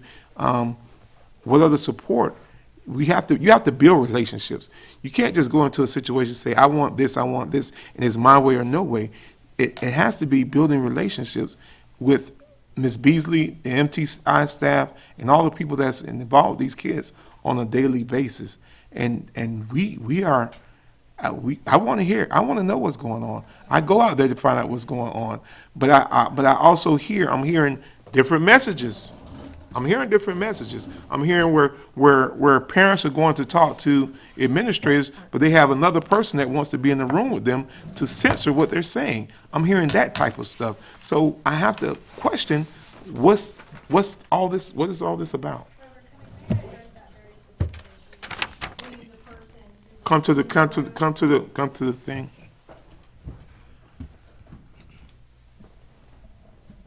I can speak directly to that since I was that extra person, and I was there at the request of the other parent, not to censor her, but to protect her and the administration so that no one's going anywhere else and saying this was said or that was said. To be a neutral third party, to strictly observe, not interfere in any way, but protection for both the administration and that parent in that situation. Okay. That's all that was. Okay. Reverend Cummins. I'm looking at our student-centered document. I've heard a lot of talk about what we've done. Well, they asked for space. Take him on out. If he We've goes. heard a lot about what we've tried Kim, to hold do. on. See about trespassing him. Thank you. And I've heard about us not accepting excuses, and we'll put students first, and we'll have a legacy of success. We have an issue here where we had we started out with 180 students that were out of school who weren't doing well in their traditional school. We've lost sight of that. There's no longer a place for those kids to go. We talked about building a military academy for students who really need the discipline and the lessons and the structure that a military academy gives. We've heard stories from parents whose children just did not do well until they got here. I don't care if we've got 5 kids, 50 kids, or 100 kids. We have some students that we aren't meeting their needs. Now, the school was gaining kids every year, 180, and then there'd be some kind of turmoil and the bad press in the newspaper. Parents would pull them out because it looked like they were going to close and then back up again. But honestly, I've not had any parent call me or tell me or send me an email that my kid didn't do better there. So we know there's 180 of these kids, and there's probably a lot more out there that just, for lots of reasons, didn't have transportation and ways to get to Francis Marion. We need to, if we're going to build a school, we are going to need the old principal to help us know, because we are the blind leading the blind here on this board. None of us know how to do this, but he does. We've talked to him about a contract. If we're going to have another career, a military academy career, what a legacy of success that is for this community to not be worn down by the struggles of it. It says we're not going to accept mediocrity. We've got children who were returning back to places where they're not going to be as successful as they were there. There were things that were happening that were great there. And to say that we can't hire the employee that was there to come now, there's some kind of opening I'm hearing that's been advertised, and it's up to the principal whether we hire that person. That's not No, right. no. It's no. It's up to That- the Army. It's up to the Army. Oh, I thought someone said Miss No. Beasley. No. Ms. Okay. Beasley is waiting for them to give her the list Okay, of applicants. so I misunderstood, because someone on this board said something about Miss Beasley. No, no, she doesn't. The Army does the The final? Army does the final hearing. Then why does it go to her at all? No, it does go to her, But but why? they have to approve the list. Right. But then of she does the people. interviewing Right. after But the she hasn't list. even done the interviewing yet. They have not given You her haven't given the her a list. list. Right, I But get that. I'm saying, but there why was does she 2 mixed interview them if messages. she's not gonna hire them? Why does she interview them? If she's sorry? gonna hire them. Why does she Because interview them if they're- she's not hiring them? The Army has a listing of people who have applied for that position. Whether or not that person gets to the final list, that's up to the Army. They're gonna make that determination, and then she'll choose from that list. Thank you for Yes. making my So point. they That's exactly vet- what I said. They And vet everybody the goes, list. no, that's not that is what happens. Eventually, Mrs. Beasley makes a decision.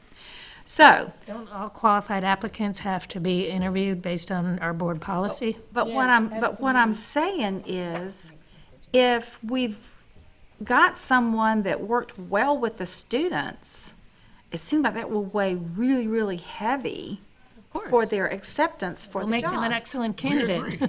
We agree. Okay, Make them an excellent but we're candidate. sitting here talking like, oh, we don't know what, and it's giving the kids no hope. No, listen, Miss Miss Stacy, Stacy. we tried to hire those. Please, Beth, I don't need your sidelines. Let Mr. Cummins talk to me. You're distracting me. Wait. We tried to, those 2 individuals, those 3 individuals, we have went to try to hire them in the district. Am I saying that right, Dr. Mayor? Before it ever got to the Army part. They have been reached out to. They also filed, we had Miss Kyra Shafty, who walked them through the application process. We have hired folk from MMA. One is no longer there at the school because of some things. So we've done those things. So it's not that we are not trying to pull this group of people, this core of people in, but that part with the Army, as far as that sergeant major, that has to be, the Army dictates that part. Well, the Army dictates the final applicants, but the principal chooses from the applicants. Correct. As she should, as the instructional leader of the Correct. school. This is an academy, though, that is to represent these students, and it seems only sensible that if we're trying to represent the students first, that we would select a person that the parents voted on or were supportive of. If he's one of the candidates that's just as equal as 2 other candidates, that the parents would have some say if they voted or whatever, that this person would have some weighted thing, unless we just don't care what the parents have to say, and let's just say it right now. But if we're not going to do this, let's just fold it up and be done with it. If we're going to truly have a military academy here for these students that are falling through the cracks, obviously at every single high school, then we need to get someone on board that knows how to set something like this up, because we've been struggling with this now for 2 months and we ain't got it done yet. So, if hiring the principal from the school as a consultant that can come in here and kind of give us some ideas to guide us along and try to keep this thing going so that next year we can have this career opportunity for students that we can advertise at the high schools that students can come to, and their parents will know it's not going out of business the next week.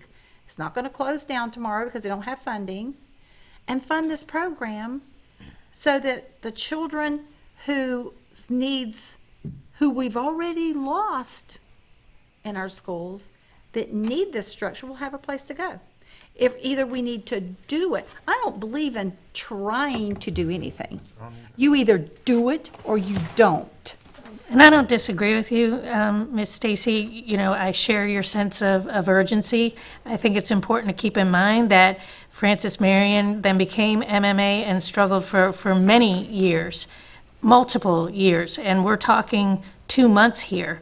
And as I think about the whole situation and how it went down and how those kids got that rug yanked out from under them, they got their cheese moved, everything, the definition of a terrible way to close a business. That's exactly what our kids got faced with. However, that being said, you had your chance to talk, ma'am, and now I'm going to take mine.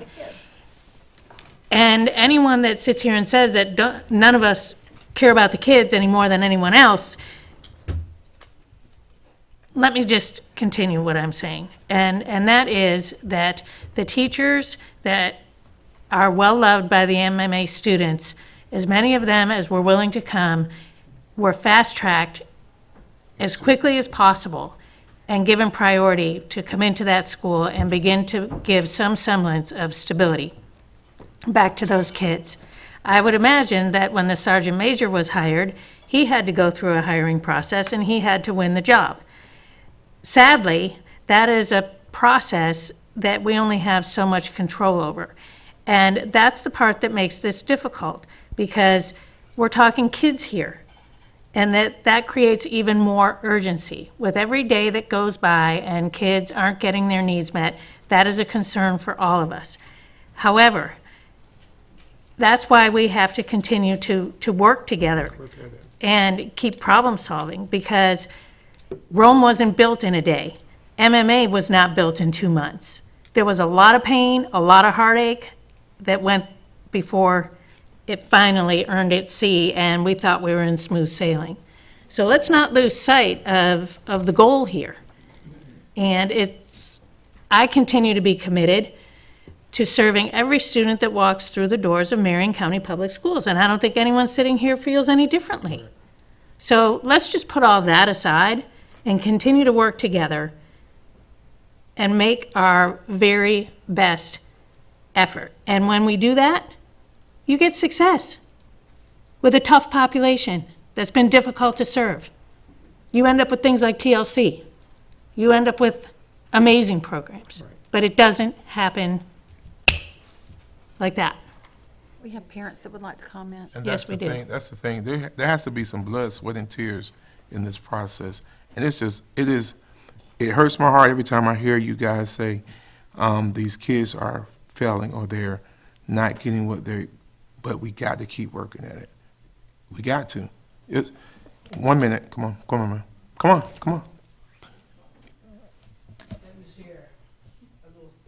It's going to be 1 minute. Okay. Miss Kiki was an emergency placement child that my daughter Mm-hmm. found at the military academy that was going to be homeless.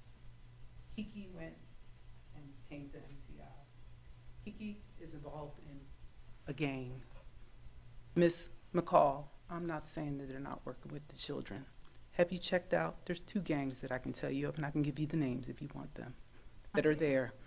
Miss Kiki, I had to sadly, yesterday, hand her back and put her back into the system. Do you know why? Kiki don't want to wear her uniform. She's hanging out with gang members, and now she's threatened.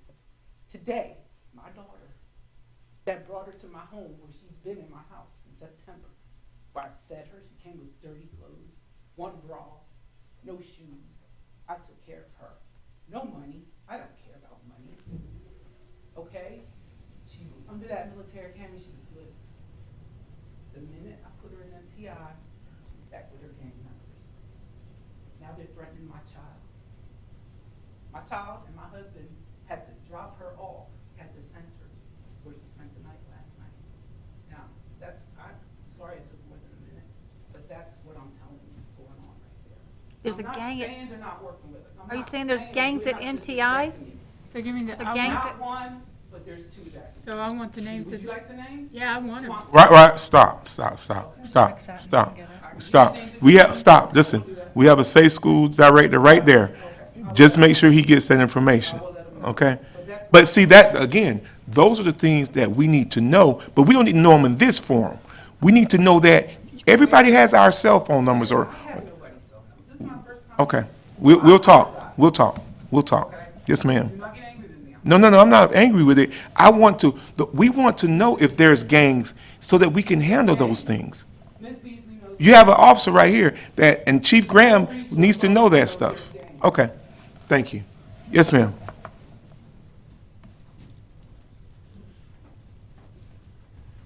I just want to say thank you.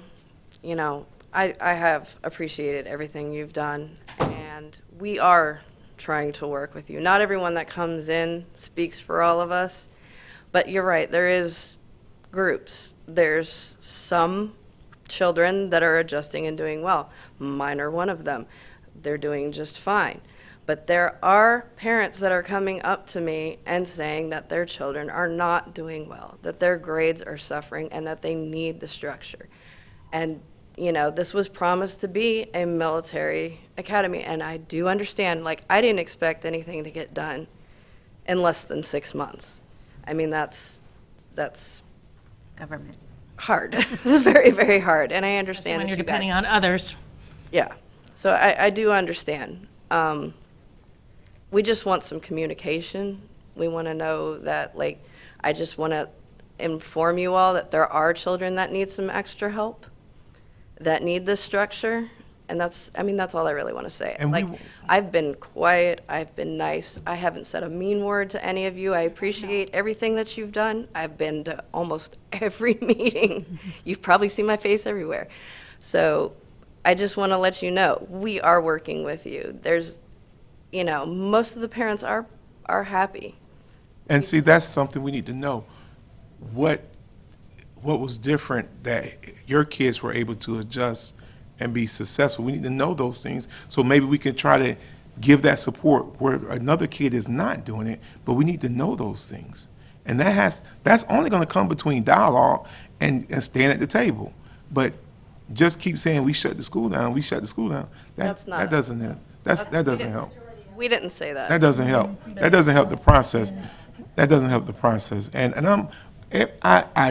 I truly believe, I put all my money on it. Every board member up here, including the superintendent, we want these kids to succeed. We have committed. We said that when they first came back, that we want them to We haven't succeed. just said it, we've taken a lot of Reverend actions. Cummins, we want it, but we don't know how to do it. Right. But And that's the part. But That's the part. leadership. Yes. We need help. And that, we do. Yes. And that's what comes to my mind. We we asked for a contract for someone that could come and help us sort But through we can't this. make him take it. So what's, but That's No, the but we can, mistake. there's other people though. And what has this district done? Because again, we meet every couple weeks or whatever, and really our hands are tied because we can't make any leadership decisions Right. on who and not. But we are in a crisis. We are in a code red at MTI with these students right now. And this is when the experts, the leadership needs to come in. And unfortunately, right now, Marion County is not there. And that's why there was discussion earlier that there is new leadership on the way. And it's painful, and I don't like saying that, but it's true because it's a difficult situation. And yeah, it was hard, but you know, for everyone to stand around and have difficulties problem solving or understanding and getting the right people in is not taking place. Well, and Mr. And- Vianello has done a great job of establishing academies. So why don't So we reach out to him and ask him, what are the steps to get this academy established? Because he's done it. Correct. And but- if we talked to the old principal, and he does know, the old principal saw it in real time. He kind of knows like what works with some of these kids. He saw it in real time, okay? More so than even Mr. Vianello has ever seen anything like this. If Mr. Vianella, our great leader of career academies, could just we could figure out a niche for this gentleman. This principal turned this school around. He is invaluable. His information, as far as I'm concerned, is just invaluable to us on how he did it. I agree. And there needs to be a position that we create or something as a consultant to come in here and decide what we want to do. If it's set a military academy up and he has some direction with Mark Vianello that the two men are going to join at the hip and get done, those two men will get it done. Us up here don't have know more information than Adam's the house cat. So we need someone who knows how to do it, and we need to just go do it. And that gentleman at the school, we hire him as a consultant to work with Mark on exactly how to do it, and next year have a super program started that the other schools can, the students across the county can embrace, and let's have a military academy. I think Dr. Grantham, in fact, when I talked to Dr. Grantham about this, the first phone call I made the night when I was requesting a special meeting that we had, Dr. Grantham said, Miss Stacy, I've even thought about that before, like that would be a great idea, because that's a super program. It builds characters. It's a great character building program. He said, but I just it's one of those things I kind of thought about, but we had Francis Marion. I think Dr. Grantham wants this and can maybe throw some information in on it. But I think we might just have too many people, there's not a leader in it. Mark Vianella is a leader. Let him take hold. Work with the principal who knows how to turn a school around. He turned that high school around in a year. And let's just get moving. Let's get that consultant, give him a job, So what and am I do hearing, it. what am I hearing you guys say? I mean, if you're There's saying nothing we something, can say. do. I heard it loud and clear, and we've been saying it all along.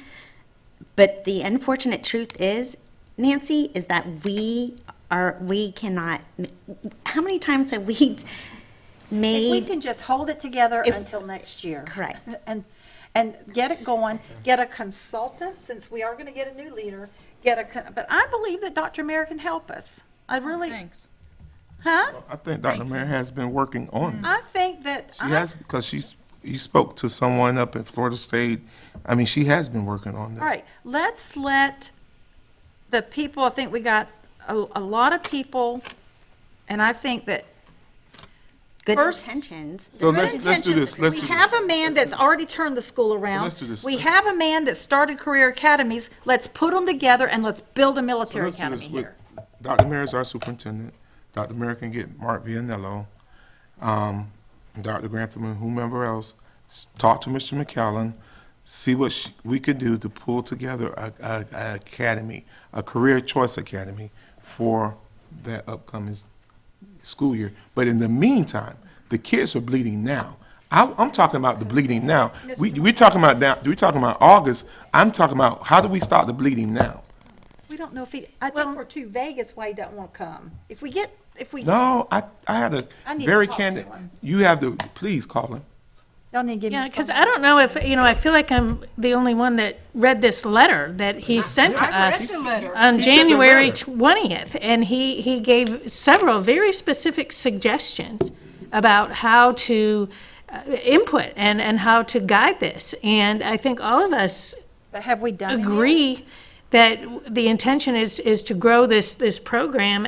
I mean, I love the military option. I think it's wonderful. I think the order, the structure, everything that's embedded in it is a great option for kids. And we have our 3 E's, enrollment, enlistment, employment. It fits right in with that concept. It was something I actually campaigned on. It seemed like a natural fit to have a military, academy program. So, and in answer to your question, yes, Mrs. Stacy, there are several things that he suggested that we are in the process of implementing. Correct. And sadly, when you have to deal with several government entities, let alone just one, change doesn't happen fast enough. But what I loved about his letter was his honesty, because he shared that when you bring in someone as a consultant, the roles have to be very clear. And some of the things that we were asking for are already being done. And then what ends up happening is that one party ends up being played against another. Right. And that is his concern. Let's don't let that happen. He made it very clear that to bring back the person that the kids have the most respect for would be a huge step. And from what I'm hearing, that's exactly the direction that we're going. I love the conversation, how it's turned to, we are going to do all we can to support the kids through the rest of this school year and help bring them information as soon as possible into what steps are being taken, clear steps are being taken to design a program that is going to fully meet their needs beyond what Marion Military Academy did. We have more resources than you guys had, so there's no reason why we shouldn't be able to do this. But the missing link is the leadership they had, and we know who that man is. Yep, and So maybe under there's those the state circumstances, state he'd be phone willing number. to, And to come back. Phone number. To be part of a new program. But to try to straddle something right now, I understand, Is this you phone know, number in here? his Is this hesitation. phone This number went in through here? our school Yeah, email. that came through email. Okay, That was through it. email. That was the. that It's was public the- record, Yeah, that was in case the- anyone that- wants to see it. His number. Okay. And we agree with him Right. and understand his position. Mhm. Right. And please don't think that we're ungrateful or that all of our children haven't adapted. Like she said, my son is actually doing fine. He's not tardy, his grades are fine, but it's still not the structure, it's not what those particular students needed. They were, like everybody, they were at that school for a reason.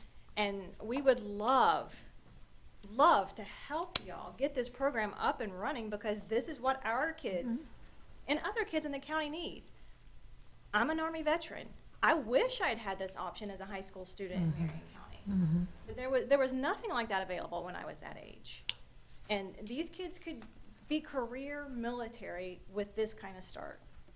And it's a fantastic option, but both Ms. King and Ms. Stacy are right. You just have to get the right leadership in there Right. to set it up. If it's not set up right, and if it doesn't function autonomously, it's not gonna work. He lost me there. And what I mean. It cannot be by that- autonomously and be in the school district. That's not what I mean. I mean separate from MTI. MTI, not from the school system, but from that school, because you can't have two principals operating two separate programs And- effectively. And there wouldn't be, and We could have an assistant principal. we can, and I really think, let's get Mark, and he knows how to set up these career academies, and there is a coordinator or something for each academy. Am I correct, Dr. Mayor? Does each academy have a person in charge of that academy? Yes. Okay. What are they called? What are they called? Like a specialist or a coordinator? So the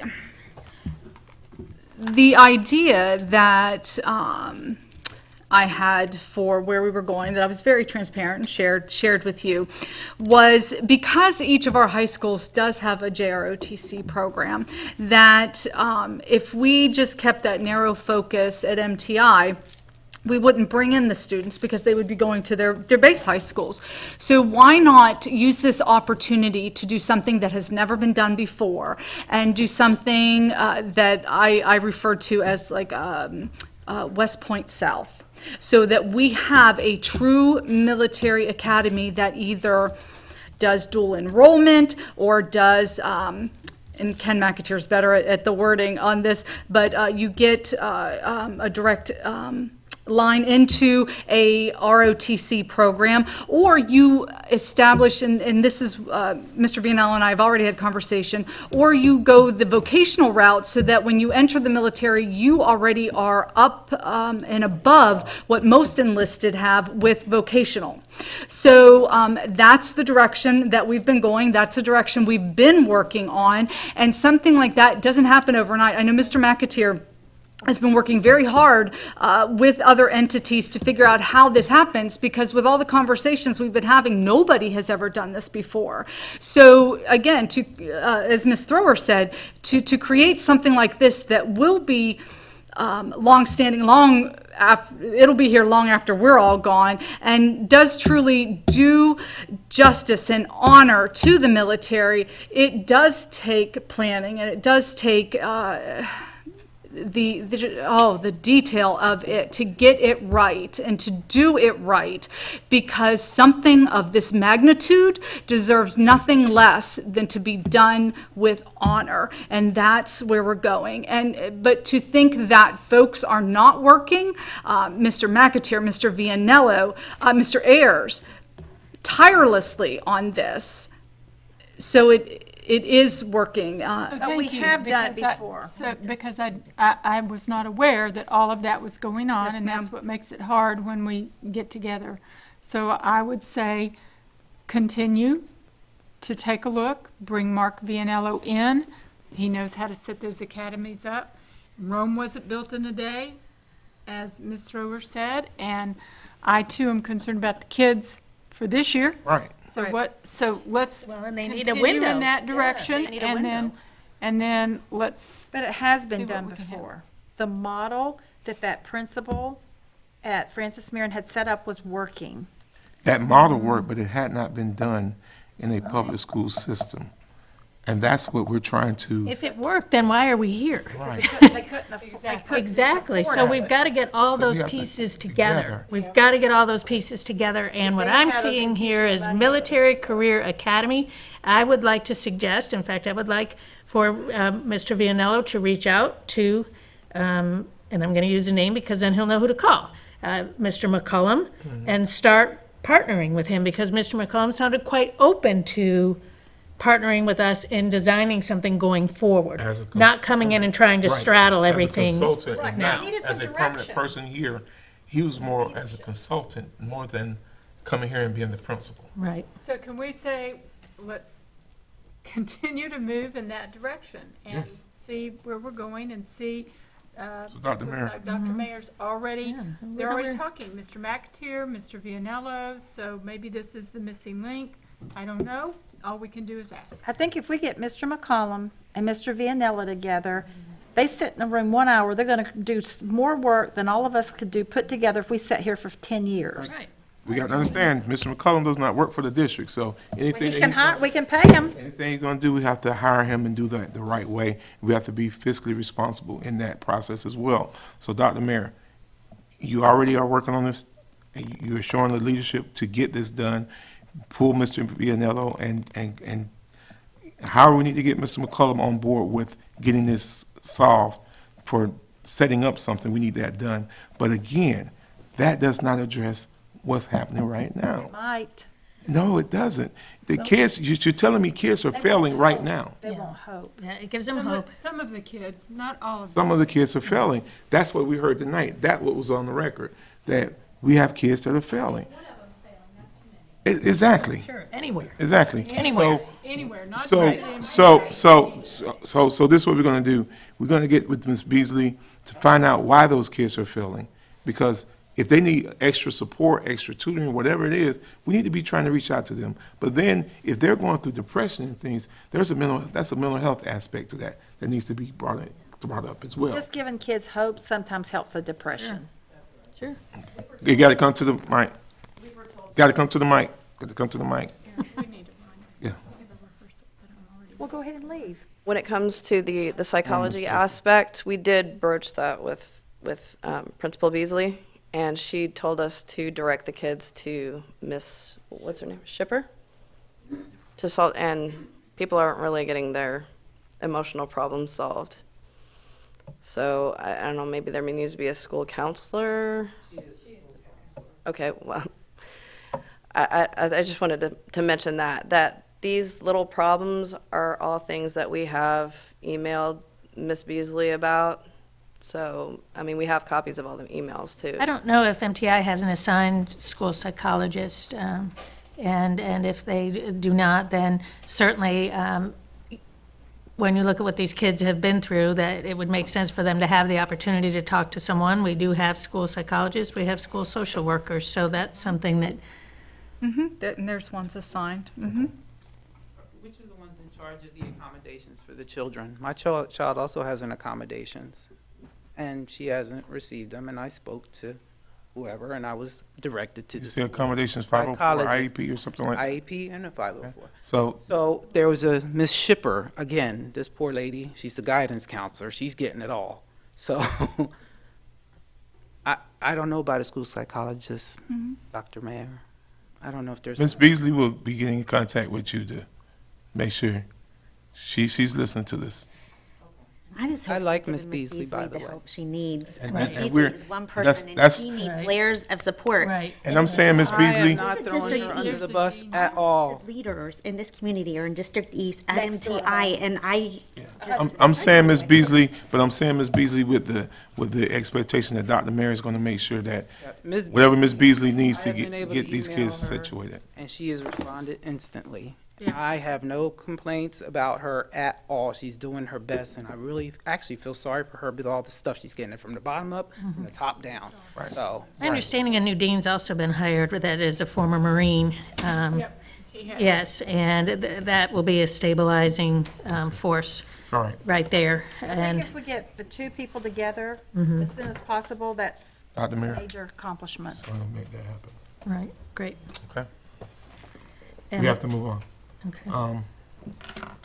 Before addressing expulsion matters, I wish to acknowledge the board members have received an alternative placement list for students through January 22nd, 2020. Ms. Martina Lopez, are there any parents who have submitted timely requests to speak on their child's disciplinary matters? May I have a motion to approve the expulsion of student JD 2109 and JD 2110 with educational services through the remainder of the 2019-2020 school year and the first semester of 2020-2021 school year? Moved by Ms. McCall, Second. second by Ms. King. In discussion, all in favor by aye? Aye. It's unanimous. May I have a motion to approve the expulsion of student JD 20-111 with online educational services through the remainder of the 2019-2020 school year and the first semester of the 2020-2021 school year? So moved. Moved by Ms. Thrower, Second. seconded by Ms. King. Any discussion? All in favor signify by aye. Aye. There being no further discussion, may I have a motion to adjourn? So moved. Moved by Ms. McCall, I might want to put that in your drawer. moved by Ms. McCall, Oh, second. seconded by Ms. Sorry. King. All in favor by aye. Aye. Meeting adjourned 7:46 PM.